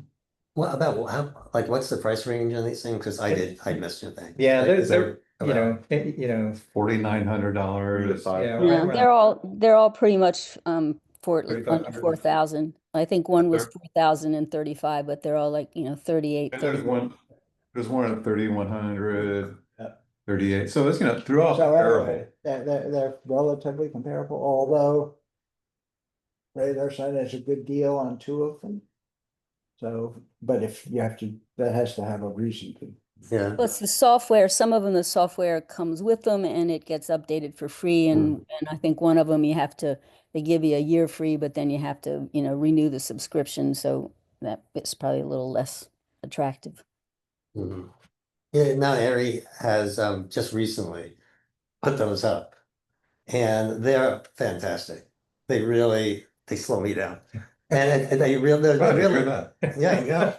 But it's an awareness thing. Yeah, So a lot of times sure it is. people think, And- This Yeah. machine gun in place. yeah, right. I think even residents don't realize. It's just a decoy, but it works. That's cost an extra $1,000 for that machine gun. Oh, no, the plastic kind. Yeah, well, paintballs, just shoot paintballs at it. All right. All right, yes, we digress slightly. Okay. Thanks, guys. All right, I think we have, hopefully, no further discussion, all in favor? Can I vote? Uh, My name yes, is yeah. proposal, but- I don't see why not. Yeah. All right, it's No approved, thank conflict. everybody. Yay. Good, we'll get the word out on those. All right, next item is new business. These are the deer hunting, deer management resolutions. Mhm. They are exactly the same as the ones we passed the last several years, with the dates changed. So, I need, who's the Woods Committee? Go ahead, John, propose, introduction and Pat. Yeah. I move to pass these, to approve these. I second. Yeah. Okay. Mary, Okay, it's literally the same thing, so if there's no, do we have any discussion? The same, everything applies, there are two of them, because one is for our woods. Mhm. Which we are, and one is approval for the conservation meadow, which the county. Nominally takes care of, so, And it's the same group, same group that's done the hunting in the It's- past. They're gonna be doing it in the morning and most likely, yeah, you know. and there's, the signage is already up, so, Yeah, they'll let people know when this is happening.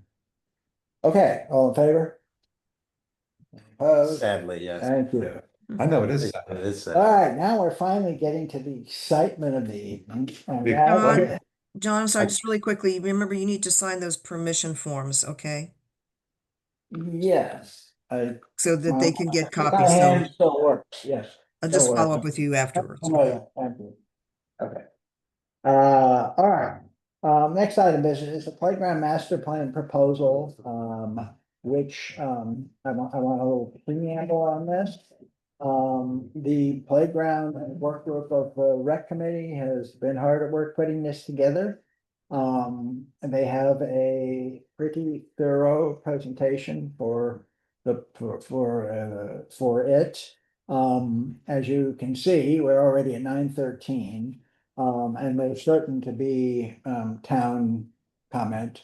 So tonight I requested they do this, presentation. It's also available in the meeting materials and will be, advertised.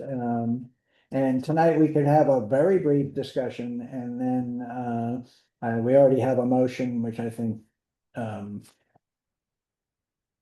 who's going to present the motion? You're going to present it. Somebody's going to present the motion. Concerning, moving forward on this plan. Okay, so, I'm gonna put up this thing. Hey, John, permission to share so that I can Oh. drive the PowerPoint? You can do that, I suppose, and I can actually pay attention, although I've seen it. Is that the guy that's having that work done in front of his house? That's Uh, not. Very That's the guy. simple. Yeah, it is. Okay, let me, find you and sure you can. All right, why aren't you being allowed? Maybe I'm in the wrong. Let's just try this again. It's sharing operation. Why is it see not? All right. Temporarily, I'm gonna do this. What's the worst that can happen? I think that worked. Okay. You are, all right, go for it. All right, great. So there's three of us here. We're gonna split this up and we're gonna try to run through it quickly because I'm aware of the time. So we'll go ahead and start, but Andy's live and in person and he's gonna start. Okay, thanks, Jonathan. I'm Andy Beelan. I have Jonathan Dale and Lacey Prebula with me, and we're going to walk through this as quickly as possible. As John said, there's a whole 40+ page slide deck that's available in the public documents area, but you can review that at your leisure. We're going to get through this quickly. First, we want to set the stage. Why are we doing this? What are we doing? Talk a little bit about the background, and then go through the plan that we basically developed with the playground working group, and then try to anticipate some of the major questions that we expect to see from the council and the mayor and the town, and hopefully head some of those off, and then, open up for additional discussion. So basically, we want to keep in mind here, we have this great park in Woodward Park. We have a really nice playground. It's one of these things that really contributes to the town culture.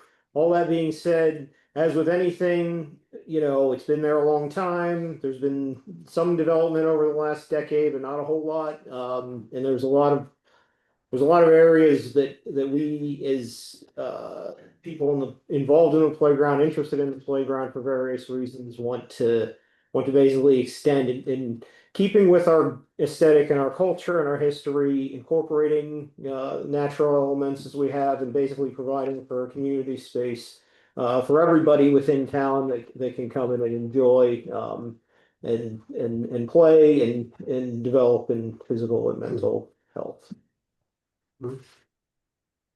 So, and I think the big key point that I really want you to take away with is that this plan in all phases has been thought of with the town culture and aesthetic in mind. That's extremely important to us, and we understand how important that is to everybody who lives here in New Grove. So, just to give you some background, Eva Patron, when she was with the council a few years ago, started a development effort for the playground. She met with some consultants because there were some safety concerns about some of the older equipment. And we've talked about these in council meetings, and I think some listserv discussion as well over the last couple of years. So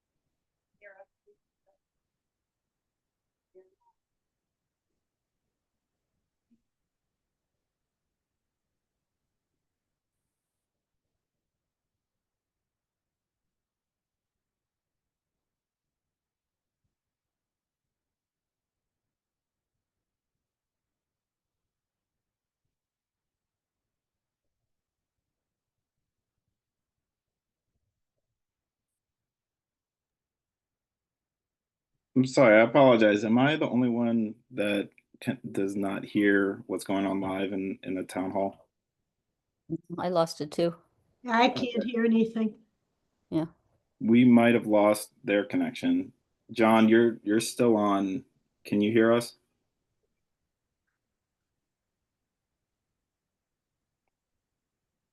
Somebody could try and text him. Maybe Peter. I don't know who else really. I'll looking text, at this is Patty. I'll text Peter if you guys want to try Yeah. somebody else. Yeah, not everybody's looking at their phones during the Peter meeting. is though. I'll text Kathy. That's a good idea.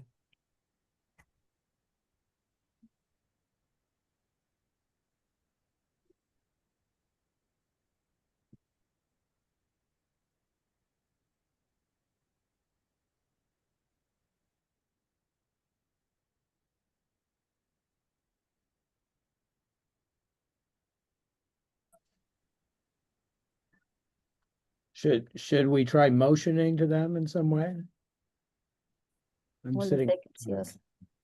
If we've actually lost do you see John? Oh, there's Jean. Yeah, everybody wave. Andy is listed on the listing as muted.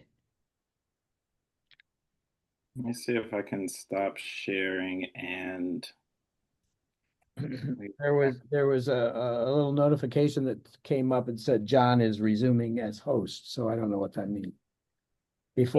Right before he went blind. Yeah, Andy is muted. He's got to come off mute. He must have bumped it or something. He was muted that whole time, so I think he must have been coming through from on another account. Yeah. see if we can get their attention here. Andy just texted me and said John's trying to fix it. There we go. We got his screen.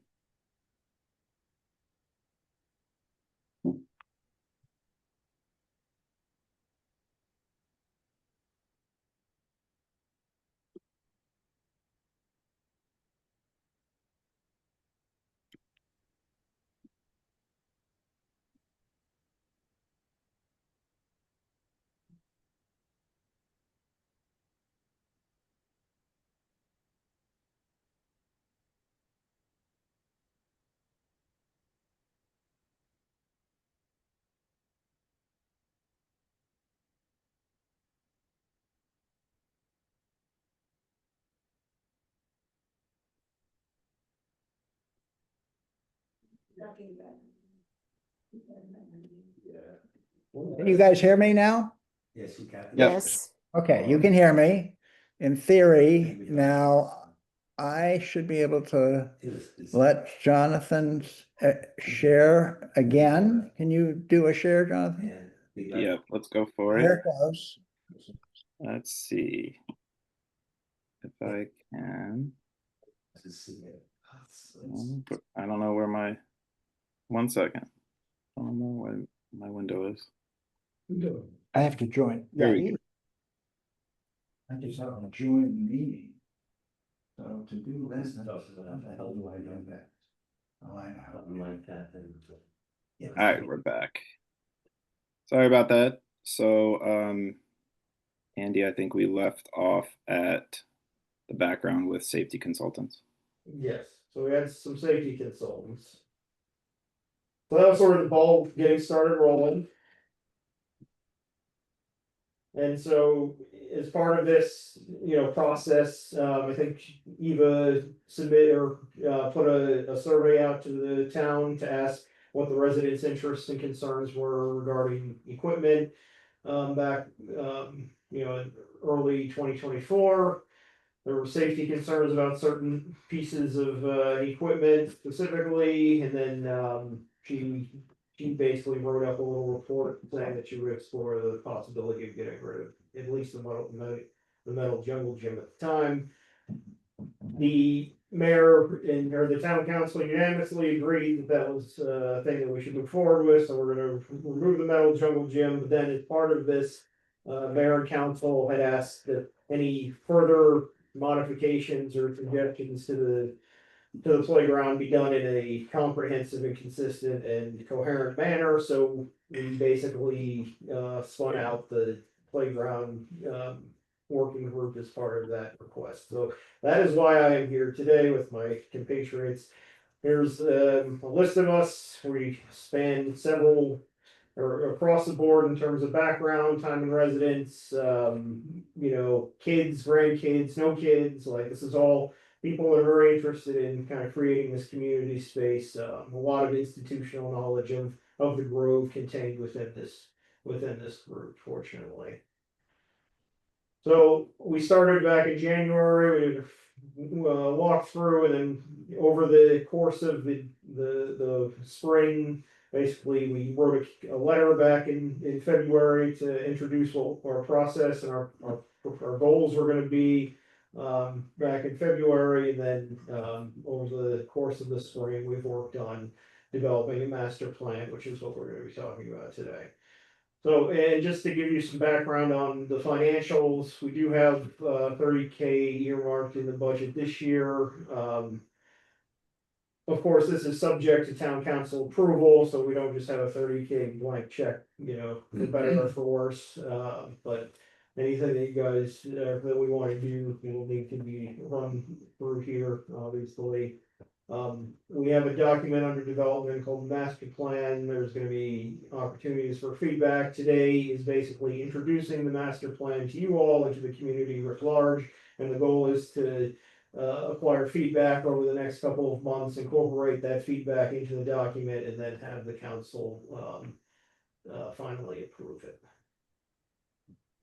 So in summary, basically, again, we're trying to pay homage to the history of the town. A lot of the development is going to be focused on small wooden village structures, particularly the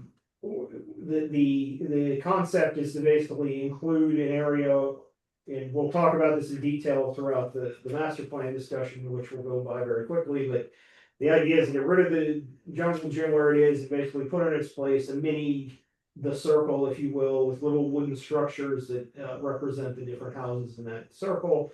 Those be certain things we end up removing, certain things we want to restore, and then improve the accessibility and ADA considerations that we have in the park today. So Jonathan's going to take over to talk about putting the zones, then Lacey will talk about the rest of them.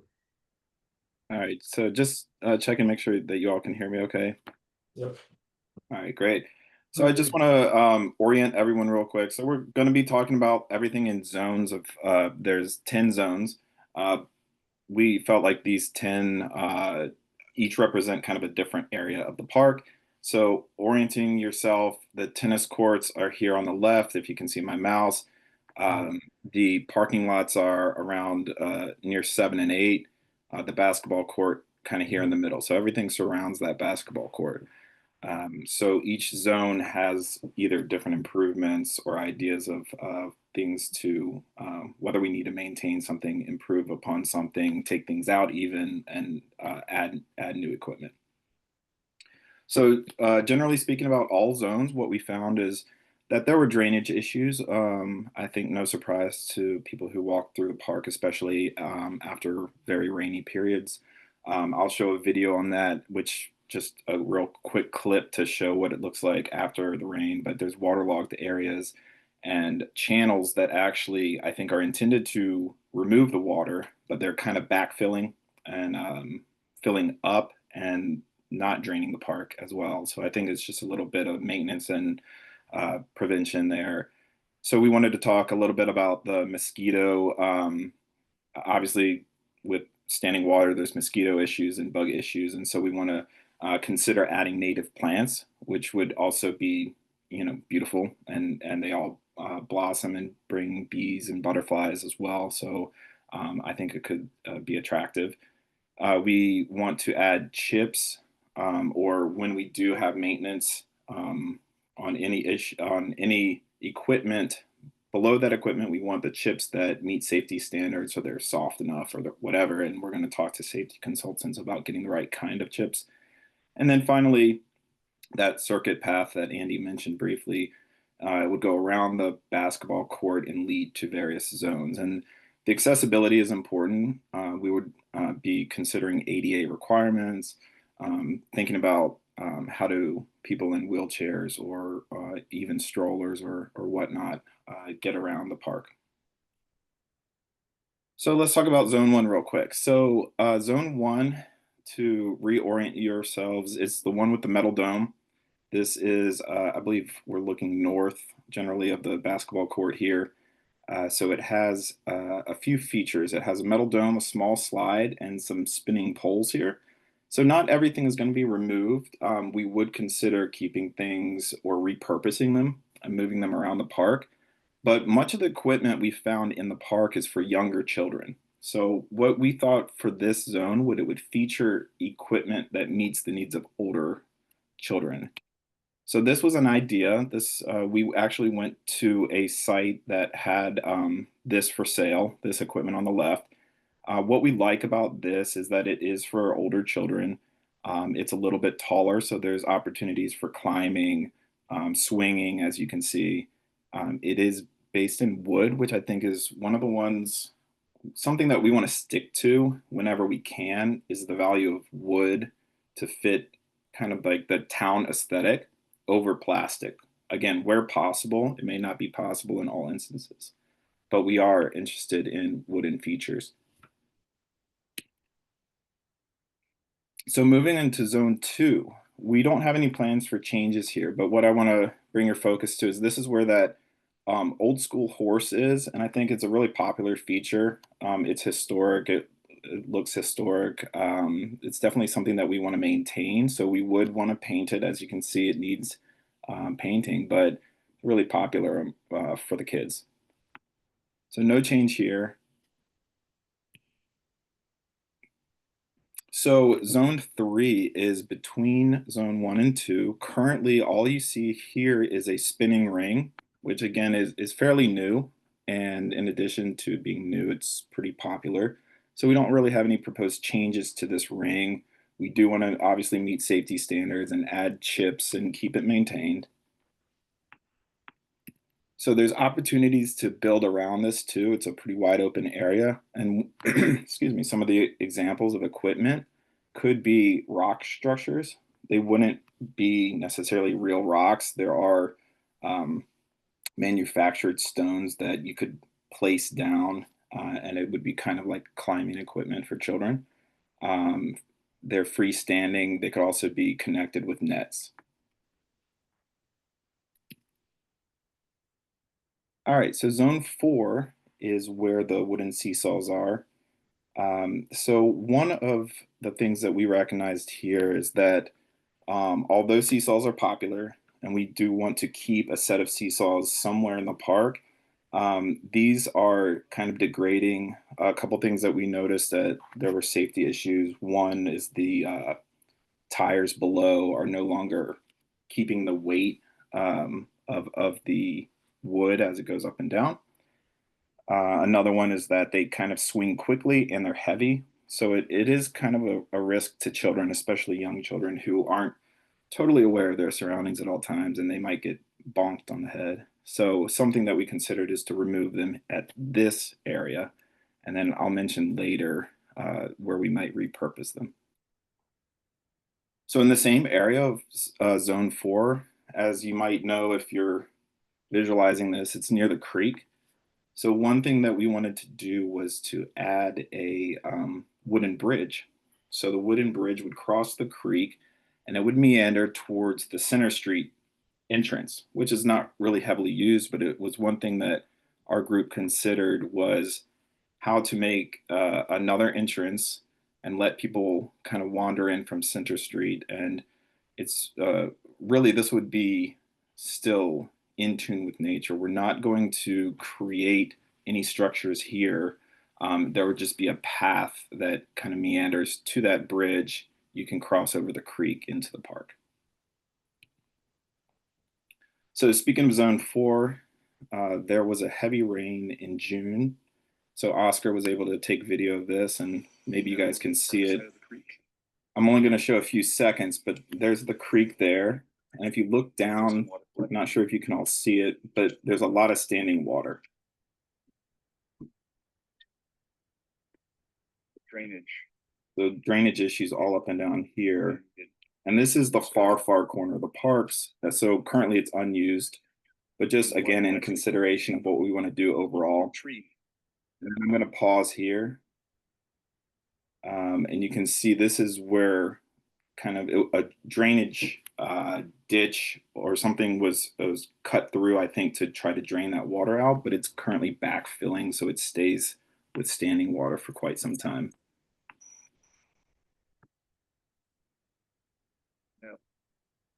All right, so finally, and this is something that I'm really excited about, because what this is a wooden train structure, and it's pretty long.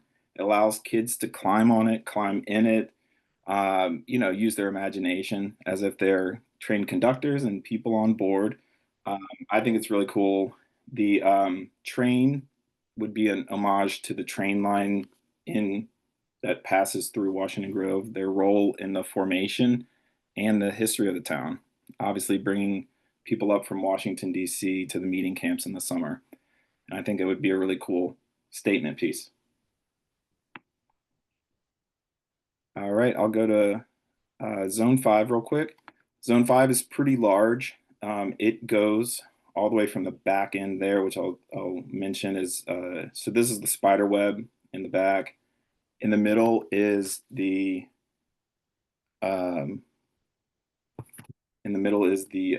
comfort structure, and in the front is the merry-go-round. So just real quickly, this would be, we'll keep this for young children, and we're going to want to connect these if possible. So just considering adding more pieces here, it would become a contiguous area.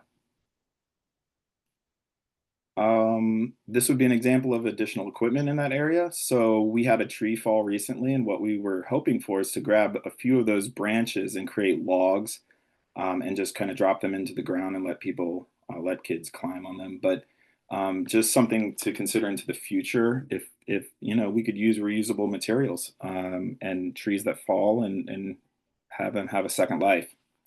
So I will leave it at that just to keep for time, and we'll go to Zone 6 with Lacey. Hey everybody, I'm Lacey Fabula. We're looking now at Zone 6, which is on the baseball diamond side of the biggest parking lot. It's where the metal jungle gym is, which we've already voted to remove. And it also includes the metal horse. It's like a bouncy horse, and that will stay. But what we are hoping to propose is that in this area, we would put what we're calling our mini circle, which would have little wooden houses that are designed and built to mirror the architecture of Washington Grove in a circle. And then we have talked about one of them being a mud kitchen, which is like a outside play kitchen.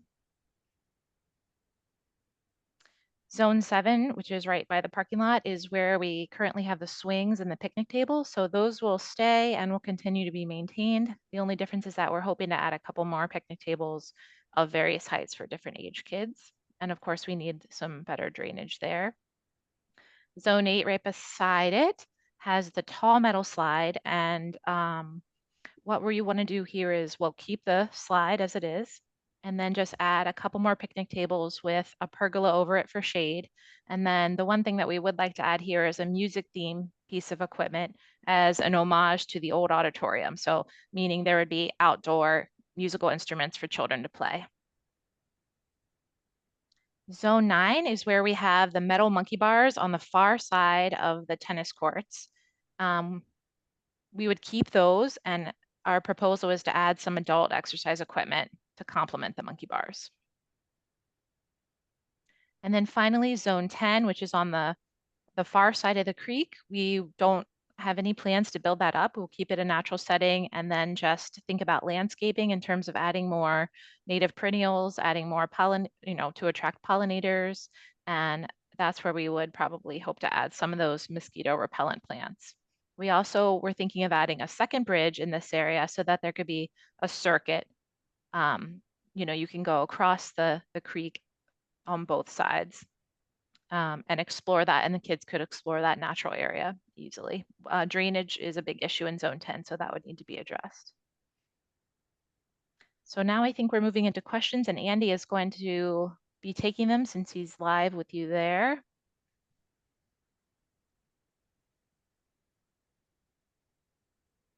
Do we have him live? I don't know.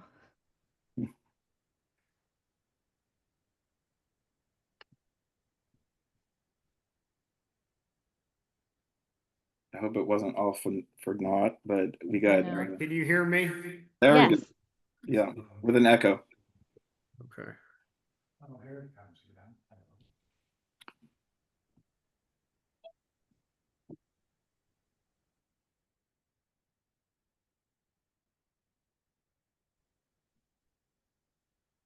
Can't hear you, Andy.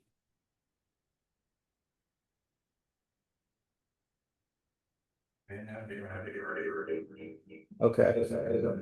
We got an echo now. Yeah.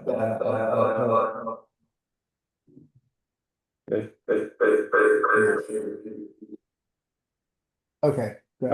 Okay, here we go. So let's get through this quick. So what happens next, basically, you know, as I said earlier, we gotta get to you guys, everyone to the point where you approve the master plan. And then as we make major purchases, we would want those approved, as part of the process. So how much is this gonna cost? It's, you know, everybody has this question. Again, 30K this year. There is, line items in the 27 and 28 budgets. In addition to town funding, we would also look for grants. Part of applying for grants is having a master plan in place in general, so that's why it's very important for us to be able to get this done, you know, early on. And also, you know, for things like the mini circle, we could provide for sponsorships if individuals wanted to have their house hint, you know, put out in miniature, you know, for kids for generations to enjoy. You're gonna take. It's a real legacy. Open my house. There's a real legacy to be made here. Yeah. Okay. How long is this gonna take? Well, you know, we have budget line items in place for the next 3 years. The goal would be to be able to have the work that we want done over the next 3 years as well. We understand that it's, you know, relatively ambitious if it takes longer, you know, whatever it takes, but you know, we don't want this to be one of these things that just sort of bleeds into some undefined future. Like, we want to be able to develop a plan, have it approved, and execute. So what about feedback? Well, the purpose of this presentation is to begin the public process of feedback. So over the next few months, you know, and I have on the next slides email addresses that you can hit to provide feedback as we develop this. We'll also be putting a survey out, and it'll follow on to what Eva did a few years ago to try to solicit some, you know, more detailed feedback from the community writ large. And you know, obviously, when we have playground discussions at the council, that could also be a place for private individuals to make their feelings known. So what happens if we need to change the master plan? You know, every document, you know, maybe need to be modified in the future as we learn things. So that would be, again, an amendment process with the town council, and, you know, to provide feedback on like our draft documents in this presentation. You know, obviously the mayor and council would be the official place to go. Pretty much everyone on the playground committee is receptive to feedback. I think we have a very good working relationship within the committee. Oscar Ramos is he's the leader. He's our fearless leader. But you know, everyone has been very involved and very active in developing. And I have my email and Jonathan and Lacey's as well. So we heartily encourage your input and your feedback, and we look forward to continuing this process. So I think that's pretty much what I have today. And you know, I know this is very late, so additional discussions or questions we welcome. As part of your plan, do you know, have you a timeline of which one is your priority? So have you developed any I don't think they can't hear us. preliminary cost estimates for the plan? I know we have the 30,000 earmarked, but I think for the council to be able to deliberate and make an informed decision, we need to have an estimate of like what the costs will be for each of the components. Yeah, and that's a great question. Yes, the answer is yes for some of the early zones and the major pieces. You know, again, you know, we aren't thrilled with how squishy the cost aspect of this is currently either. And you know, we have volunteers within the committee to pursue estimates of the various zone plans. But on the flip side, until we have some yay or nay indication from the council that this is something that we can actually go after, then, you know, we want to kind of conserve our effort for where it's going to really pay off. So if we walk out of this meeting thinking that, over the next month thinking, okay, the master plan can move forward with relatively little modification. We know what the big pieces of equipment are going to end up costing. We have a good sense of that. So zone one, I think we can execute on pretty quickly. Some of the later zones, it's a matter of making some phone calls and doing some market research. But we are willing to, or we would love to get some guidance on where you want that budget projection tailored to a degree that is comfortable. So Well, are the zone numbers I love this. I mean, it's a great. I love these concepts. They're very creative, and it fits well with the Grove, and hopefully it makes the Grove a place that's attractive for families with kids. So, and my kids who are all grown up would have loved playing on a lot of these things, and it did enjoy playing on these kinds of things at other playgrounds. So would have loved to have this in their backyard. But it's kind of hard for us to I don't want to speak for us. I don't want to speak for the council. It's hard for me to really be able to even begin to evaluate it and even give kind of a directional yes, pursue this, or no, don't pursue this, without at least a kind of rough order of magnitude cost estimate. Because if all this is going to cost like many more tens of thousands than the 30,000 that we've earmarked for this year. I mean, it's a different decision rather than, it's going to be more than 30,000. I'm sure this is going to be a lot more than 30,000, but it's not going to be 100,000 or. Yeah, and just to give you an idea, so like with the numbers that we have in our mind, I think the numbers that are projected in the next 2 years, fiscal years, would be 20K a piece. So like we're talking about a total project budget just from town funding of like 70K total. That may adjust upward and downward, and I know Gene has, obviously those are not final budgets, and we understand that, but we're trying to use that as kind of the back of our minds, like as we're doing research into what all these different things cost. Like this is roughly what we have to work with, and I think that if we, it's good feedback to try to target what we're talking about within each of these zones to a specific estimate to the degree that is possible at this point.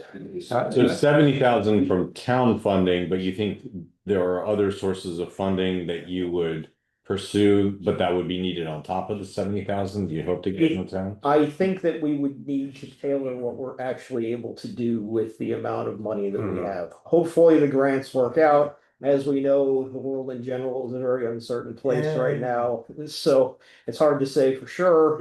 But all we can do is do our best to give you good numbers, and then adjust as we need to. Can you all hear us here on Zoom? Yeah. Okay.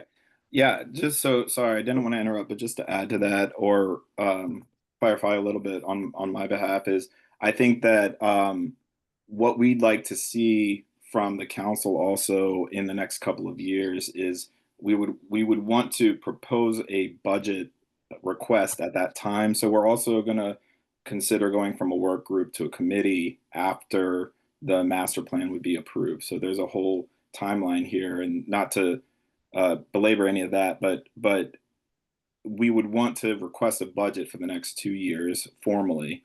And then the town council would hopefully approve that budget. And so we would have a better idea at that time how we can implement those funds used in, call it year 2, year 3, to implement those zones, which zones we could do, how much money we've got to work with.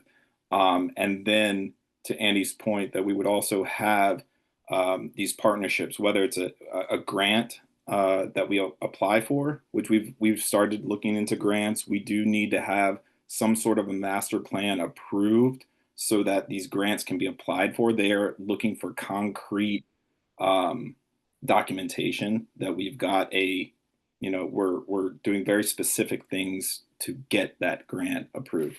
Also, that fundraising type of effort we would consider as well, where people could look into getting, let's say, like a a nameplate or have naming rights to a little cottage or something like that, or just a general donation fund, a lot like what we have done with the cool little tree stump carving, things like that. So there would be other opportunities to fundraise as well. This is Jean. I think Mary Warfield's been trying to say something, so I'm speaking up for her. It's okay. Thank you, Jean. It's okay. I was just wondering if as part of your plan, do you have a priority of areas that you would want to start with, so as you look forward, so if you do run out of money, or don't get to get everything, what do you see the first things that are going to be? Yeah, I mean, broadly, we aren't necessarily going zone 1 through 10 in that order, but we did want to start with probably zone 1 would be most likely. It would be kind of the focal point piece in terms of additions and getting something in there that we could use the 2026 budget for. We would obviously also like to maintain the park, so we would keep moving forward this year with things like adding wood chips and figuring out all of the ways that we can use the playground maintenance budget for, and then considering if we have any funds left over this year, about considering how to use those. But yeah, not necessarily zone 1 through 10 in that order. So we'll see what we have left over and work with that. Thanks. Okay. Yeah, I think there's a lot of questions. Yeah. And I think we didn't provide, as I said at the top of the meeting, intention was not to have this be the full question and answer session. And to get the plan out there, residents can take a look at it, council can take a look at it. You can communicate with the playground group in the next coming month. And hopefully have your everybody's questions pretty much answered during that time, because I think we ought to, at this point, without a motion, simply defer further discussion and action till the September meeting. Okay. Does that meet with everybody's agreement here? The only thing I'd say is that I personally would find it difficult to move forward without more concrete cost estimates for each of the zones. At a minimum, the costs attached to the equipment that you have here. So zone 1, like this example, the large wooden structure from Play and Learn, how much is that? Those kinds of Rob, I think things. that's a reasonable question. Yeah. And if it's $150,000, it will be in chunks. No, I mean, there's nothing to be, I mean, this is a large plan. And, the actual cost from today's dollars, would be worthwhile knowing. Obviously, we're not spending it this year, probably not in any given year. Right. They intend to look at grants. So just because it's a large number is not something to run away from. Agreed. But Rob just wants to know what we're talking about. Yeah, and I think that that's really good feedback, and I think, we have numbers for many of these different things as we've gone through our planning process. It's on us to coalesce them and to put it into a format that you all can digest and comment on. So I do have, since we're going to take this off the table and work behind the scenes, I guess the question I have is who do we send questions or comments or? Well, Who's the primary point? so Oscar Ramos is the lead for the playground task group. But as I said, any of us, we have meetings every 4 to 6 weeks, I would say, and we have very good communication. Why don't one of you just send an email to the mayor and council? Or you can do. Well, if they come out, no, you do it. Yeah. So that we know that everybody knows. Okay, yes, we can, I see what you're saying. Yes, we can do that. Absolutely. Yeah, Absolutely. right. Yeah, All right, Oscar, by the way, Oscar would be here. He's on a flight back from vacation in, I think, California. So he apologizes he couldn't be involved tonight, but delegated it out to us 3, and we hope we did well enough. Yeah, well. Okay. Good job. All right. then let's move on to the next agenda item, which is Maple Spring Restoration. And Patty is here to Right. introduce this subject Mhm. relatively briefly. Start the So clock. Patty, I got 5 minutes, right? go for it. You All can right, do you want me to, share do you want me to share my screen? I have the documents, I mean, the, on here already, maybe. I think I recovered what our problem, but who knows? maybe I can share. Let me see if it'll allow me to. Everybody's sharing at the moment. Go ahead. Oops. Am I sharing? Hang on, wrong spot. Okay. Give me one sec. I gotta pull it up. I have it right here. Okay, let's see. Am I sharing? No, not yet. Okay. So, Give me one sec. Okay, here it is. Yep, there we go. Okay. So, let me see. I need presenter mode here. Does that work? Yes, that works. Okay, perfect. All right, you have seen some of these images before at the annual town meeting and various other moments in time. This older photo is kind of this reference point in time back in around 1900. My understanding, Jean, you're still on the meeting, so these are some of your family members, I believe, from Major Walker days that are pictured here in this photo, which just, kind of links everything together for us historically. But the short version is that this was Maple Spring when it was created back around the late 1800s, early 1900s. As you can tell, there was nothing else around the spring. It was still farmland. And I'm sure the, cattle probably liked going over there and, having a nice drink of water. That was Maple Spring from that moment in time. Moving forward, actually, it should be maybe 2024 here, but by late 2024, we had gone out again. This area we had looked at it several times over the past, I don't know, 6, 7+ years because it had fallen into decay for lack of use and being sort of isolated. I'll explain the sort of location in a second. But this is after we cleared out a lot of overgrown vegetation, a lot of it being non-native. Granted, there's some greenbrier and other things in there, but we wanted to get a better picture of what it looked like now. And it is in decay. You can tell that a lot of those cement ledges have been broken and damaged over the years. But looking at that particular image, it gives you also a view if you follow the stream bed that heads towards the back of the photograph, that stream leads right underneath the back or the south end of the fence lake for Maple Lake. So that spring and that stream does actually provide a source of water for Maple Lake. Talking with some of the folks who have grown up in this town, their families have been here for generations. My understanding is that actually Maple Spring was the original source of water before it really became Maple Lake. It was originally created to be an ice reserve, right? They created sort of a rectangular ditch, for lack of a better word, and the water would then feed into that particular holding ditch. And then in the wintertime, the townies, I guess back in the camp association meetings, wanted to be able to harvest ice in the wintertime. Go back to Phil Edwards' book, you can read more about it, but the short answer is it never really worked out. And then eventually we came to actually create more of Maple Lake as we know it today. It then has another source of water, which was a well that was dug out some years ago. But again, it feeds back to this historic connection to Maple Spring.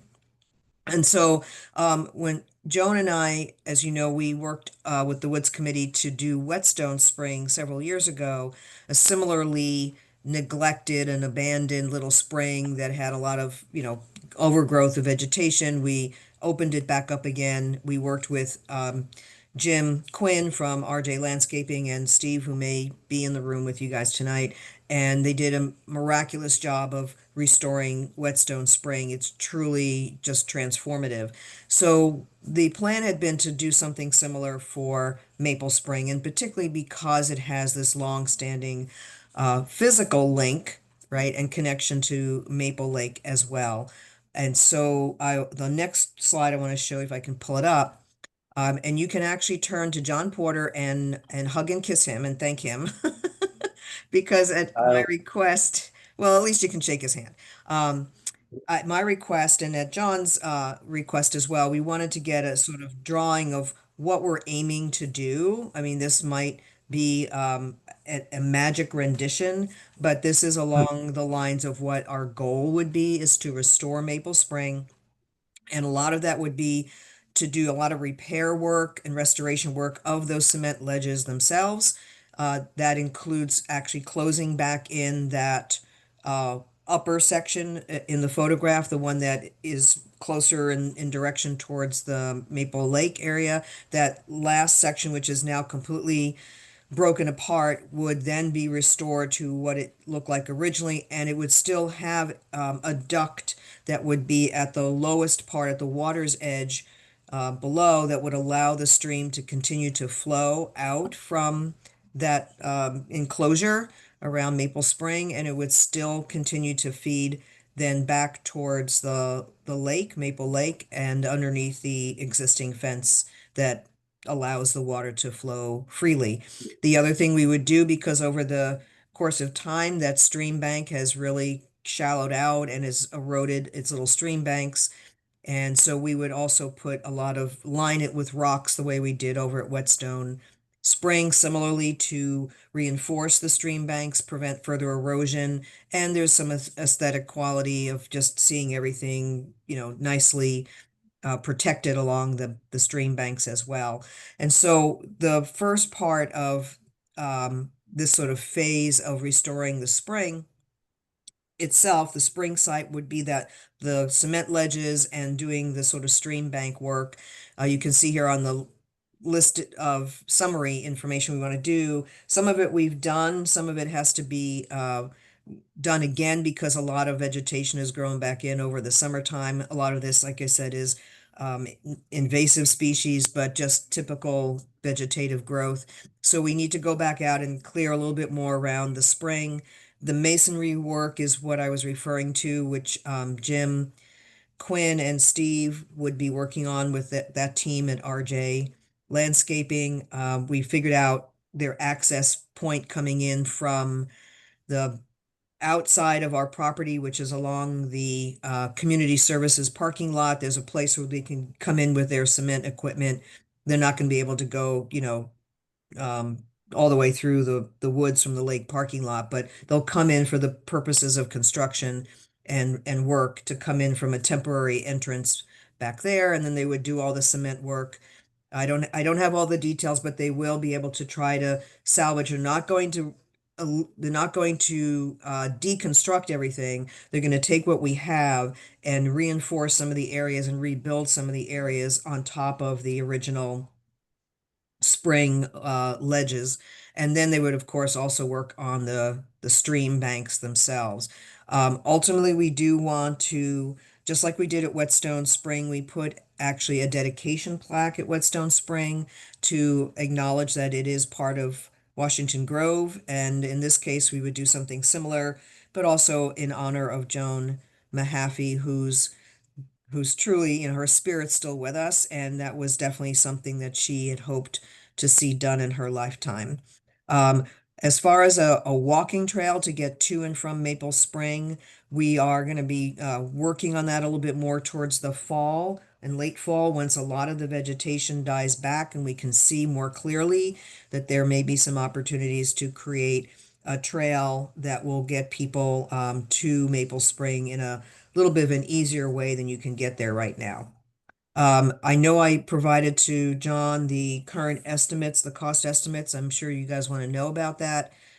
Jim Quinn had provided two different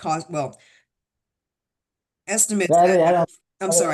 Cost estimates that are in two different pages because we're trying to break up the work. I'm sorry. Go ahead, John.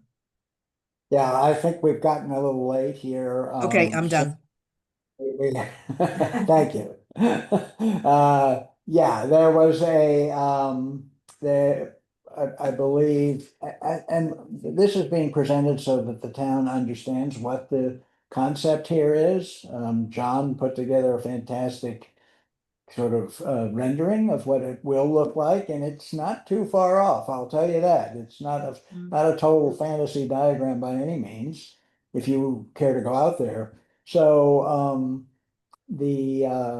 as Patty said, the project basically is pretty well fleshed out and the funds are available. The fact is, we would like to, as with the other items on the agenda, get some comment, allow the residents to comment on this plan. It's important that Patty pointed out that right now, to get to Maple Spring, it's very difficult to get there through the woods. But the idea is to, we're not gonna restore this feature without making it accessible. So the Lake Committee and the Woods Committee have agreed to consider how best to do that when the foliage dies back a bit, and we can see whether we can put in a new trail around the lake to do that. So we want to, I mean, maybe we don't need a motion, but I'd like go ahead, John, you have. I have a motion.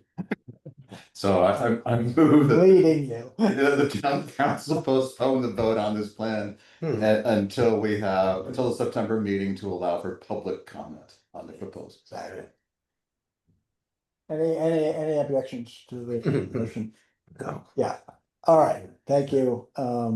It means that in September, we'd probably bring this to an action, so you can consider that going forward. And we do have in our current budget, we put money Yes, aside to do this, and the estimate comes in underneath that. So just a heads up for those of you who just wanted to know that we were being mindful of our budget.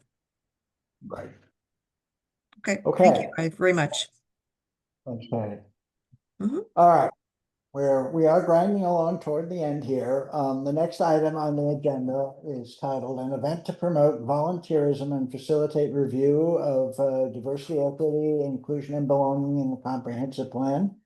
Barbara is going to handle this one, so and probably she prepared a motion. Yes. So I'm sure she will present that. So can you put the motion up? Not as fast as I can. Here we go. Okay. Oh, All yeah. right. So just briefly, I mean, you can see what's all in here, but we had 4 diversity meetings, starting last November. One was open to the whole town, and then the last 3 were focused on the different committees. And Leadership Montgomery was really good about helping us kind of strategize and set goals and think about next steps of things.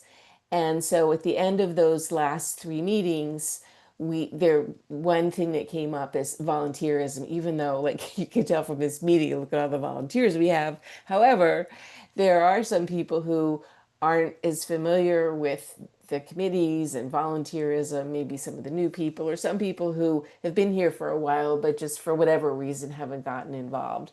So we felt that it was important, let's have an event and to really talk about volunteerism and invite people and have them participate to the extent that they can. And then examine the town's comprehensive plan to see how we can make sure that DEIB principles are included and implemented, because a lot of people worked really hard on that plan, and there are some things in there that refer to these issues, but who's really looking at the plan and making sure those pieces are implemented? Like nobody. So we talked about having an event, like a potluck. So Patty Klein was tasked with being the chair of moving forward after our meetings with Leadership Montgomery were over. So I met with Patty and the mayor, and what we want to do is start with a potluck and have all the town committees bring information about what they do, maybe give 5 minutes to each committee to stand up and say, hey, here's my committee, blah, blah, blah. We could even have tables assigned, oh, if you're interested in sustainability, sit at this table, woods, sit at this table, that kind of thing. And really kind of bring people on board and help them understand what we do as a town and how to move forward from that. You know, number one, get more volunteers. And then number two, put together a committee from that to facilitate the examination of the comprehensive plan. So this would really be developing like an ad hoc core committee. And this group would work with Leadership Montgomery. So the first part about having a potluck and talking about our committees, I mean, we can do that as a town. But Leadership Montgomery is really good at helping us strategize and lead us forward. And they're anxious to work with us again, and we have money in our budget. So that's where they would come in. So at that point, we would start looking at the comprehensive plan and being a little more analytical about it. And this would, you know, it has quite a long timeline, I think. You know, we haven't set a specific timeline, but this isn't something that's going to happen really quickly. We would have the potluck sometime in the fall and move from there. So probably maybe in the spring, start looking at the comprehensive plan. And so that's the motion, the one that you see here. Okay. Any discussion? Oh, just one thing I would like to add. So if we move forward with this, we would want all the liaisons to all your committees and commissions at the next meeting start to talk about this and what we're trying to do here and make them aware so that they can be prepared that when we do have this event, that, you know, it's on their radar and they know how to go about being a participant in that. Mhm. Mhm. Sounds great. I'm trying to find something wrong with it, but Yeah. So is there a second? I don't think we had a second. I just want to say that we worked our butts off for 3 years on the comprehensive plan, and Yes. being a person that spent his life in training, giving out documents like that, it's a trophy that goes on the shelf. And we always said we want this to be a living document, and it's referenced, you know, more than ever. And this is just, you know, really great too that you're using that. Because when it comes to communication, it's always good to have a Bible that you can look back at and say, oh, this empowers me to make some types of decisions. And so I really appreciate you using that as, you know, our guidelines. Thank you. So we're looking for a second. Yeah. Oh. Second is, we can have a second, but it's not important. I'll You're not second, even- Mary. I think it's on the table. You missed your chance. I thought I did Okay. raise my hand. Yeah, Mary. How rude. I was here, I was a witness. So That's a bad idea. I get by the rush to comment that basically the consensus of the council will be to go ahead with this and Sure. try and the idea is to involve as many of the town residents as possible. So Mhm. just an exercise for committee chairs and council members and the mayor and whoever. It's really the success will depend on, you know, telling your neighbor you really ought to come to this thing. But we should be able to, you know, the idea is to produce some enticements for it and. Door prizes. There you go. It comes with Right. food. It comes with food, right? That's your enticement. And it comes with food, right? Yeah. That'll attract a lot of people. Okay, so since I'm the only one talking, we'll move to a vote. All in favor of proceeding then? And that looks like it's unanimous. Yes. Thank you, well done. Okay, we've got the last business item before council reports. Peter, do you have anything to say about information kiosks? Oh, I remember it. Oh, yeah. Just I was going to put your, just the idea, go ahead.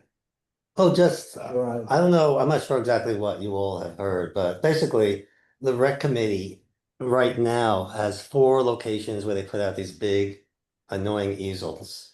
And one's been misplaced, I can't find it. And so the rec committee, especially the people that do this, have asked that instead of doing that, we were thinking of getting Grovey type kiosks. Which would be 2 by 3 feet, so they'd be just the size of the promotional signs we use. We would not be papering the entire grove on telephone poles with those little signs that show up everywhere. This would be the main place that we would use them. It would be 3 grove locations, thanks, John, placed strategically. And then the Sorry fourth to one. interrupt. Apologies. I Oh, have that's to okay. deal with something at home, so I need to leave a little early. Good Good night. luck, Rob. Thanks for splitting this. Yeah, no, sure. And then the fourth one would be put at the post office, which would be, and that would be actually a little bit different. That would be working with the Bell Property people. And it would probably be like maybe a little bit larger, so it'd be more of a community type thing, working with them.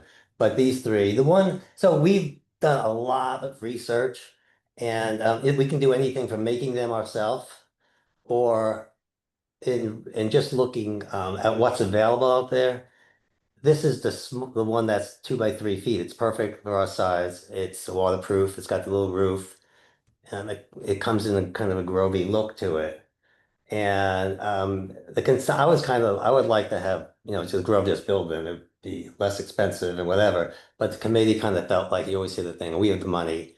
But these things that are being built would last, basically, through our lifetimes. And so basically the goal is location would be very creative, just like the dog poop stations were, where they're not obnoxious. We kind of have some locations picked out. And right now, we just want to basically float this through the council and just let you be aware that we would like to do something like this. It'd be really unanimously, the entire, rec committee feels like this would really, really be a positive step forward, make life easier. And as you notice, our posters are works of art that Arlene does. And this would really showcase that. The other thing we just want to also say is that with the whole DIB initiative, this is another way for the Grove to present, put these in places where not just Grove people, but neighbors, because especially people walk through town or whatever will do this.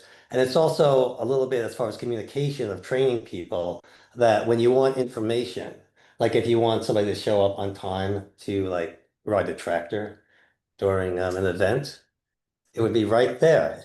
Oh, you're putting one right in front of your Oh, house. yeah, I was gonna say, you just put it in front of my house. Yeah, or you could just run by fence down if you want all day. But anyway, so this is Betsy Klinger is really the person that's has the most work as far as the films and things like that. And I think this is a real positive step forward for us. And it would dress up the town.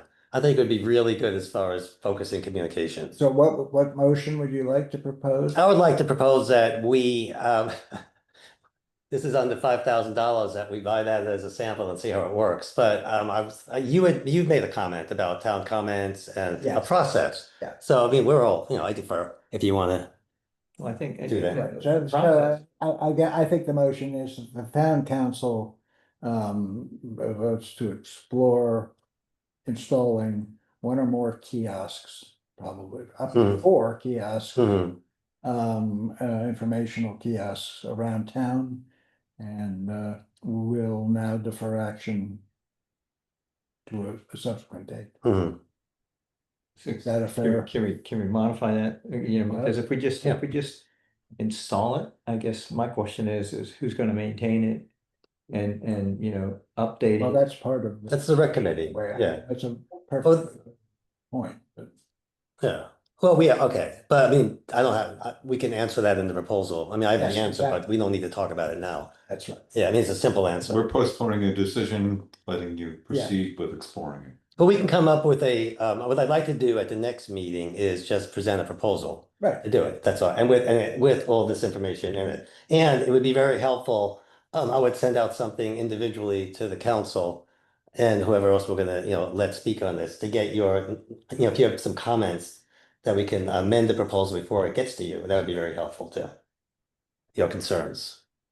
Right. Is that good? So, Yeah. if you could get the proposal to us before the week before our next meeting. Yeah. To give us some time Mm-hmm. to interact, right? Mm-hmm. Okay. All right, so Okay, thanks. we'll consider the motion passed by consensus to move forward with kiosk. Great. And a proposal. Mhm. We'll ask for town comment about the whole exercise. Thank you. All right, this gets us to town council reports. I'll try and make it brief. The item from Chris's report on the hall, when we went over that, the main item here is that we should explore preventive maintenance on the remainder of the system. That's in his, read more about it. Pictures. I've seen those pictures. From the planning commission report by Peter, once again, you heard that they voted to endorse the ZTA draft received from Swillen, and the HPC will be commenting, and then it will be forwarded to in some form pretty much to the council for action. Also in the maintenance report, was reported that a 10-foot buffer strip along the park side of Railroad Street, grassy 10-foot strip, has been cleared and almost entirely completed, and has received some positive reviews from residents, as opposed to some, death threats from residents. Sorry, I mean, modern times, John. Yeah. And here I thought I lived in a really nice town. All right, well, we'll get to your item from the Woods Committee report. Some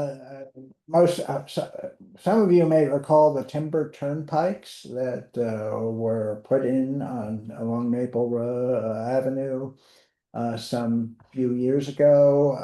Timber turnpike being a border, and then with the pathway having wood chips and being stabilized. So another one or an extension has been put in place to remediate more wetlands conditions. Read all about it in John's report. And lastly, the Sustainability Committee report by Mary summarizes that the Trump administration is finally doing something that impacts us, and that was tongue in cheek, but something that really got everybody's ire up, that they want to reverse the EPA endangerment finding of 2009. This was a ruling, a regulation finding that greenhouse gases were dangerous to the environment and health, and therefore regulations should be put in place to minimize them. And it was based on a Supreme Court ruling that said that greenhouse gases qualified as pollutants. The Trump administration is moving to abrogate that, and the town would like to submit testimony before. I'm sorry, I've forgotten who is handling this first. It might be all the way to the Supreme Court, but certainly some court action will be taken over their attempt to reverse that. Read all about it, as I say. And that's the only thing I have. Anybody have anything else on their report? Okay, if not, we're drawing to the end. I will remind everybody the next meeting is September 8th. We'll start at 6:30 here, hybrid. We'll have Nancy King, who will review the state of the state and legislative session, answer questions, and listen to any statements anybody has. And the council meeting will then start at 7:30, September 8th. Yeah. 6:30. All right. Good. Any further business? If not, then we'll consider the council meeting adjourned 9 minutes later than estimated. Apologize. You're kidding. That's only 9 minutes later. I estimate 11:15. It's Wow. 11:20. I apologize for the. I hope you're saying 10:15. Yeah, it's like, It's 11. John can speak though. He can get going. They were- Shower. That was very efficient. That was good. No, a lot was done today. That was. Well, I got my core things done. Thank you, guys. Okay. Yeah, good meeting. Night, everybody. Thanks, everybody. Good night. Bye. Night. Night.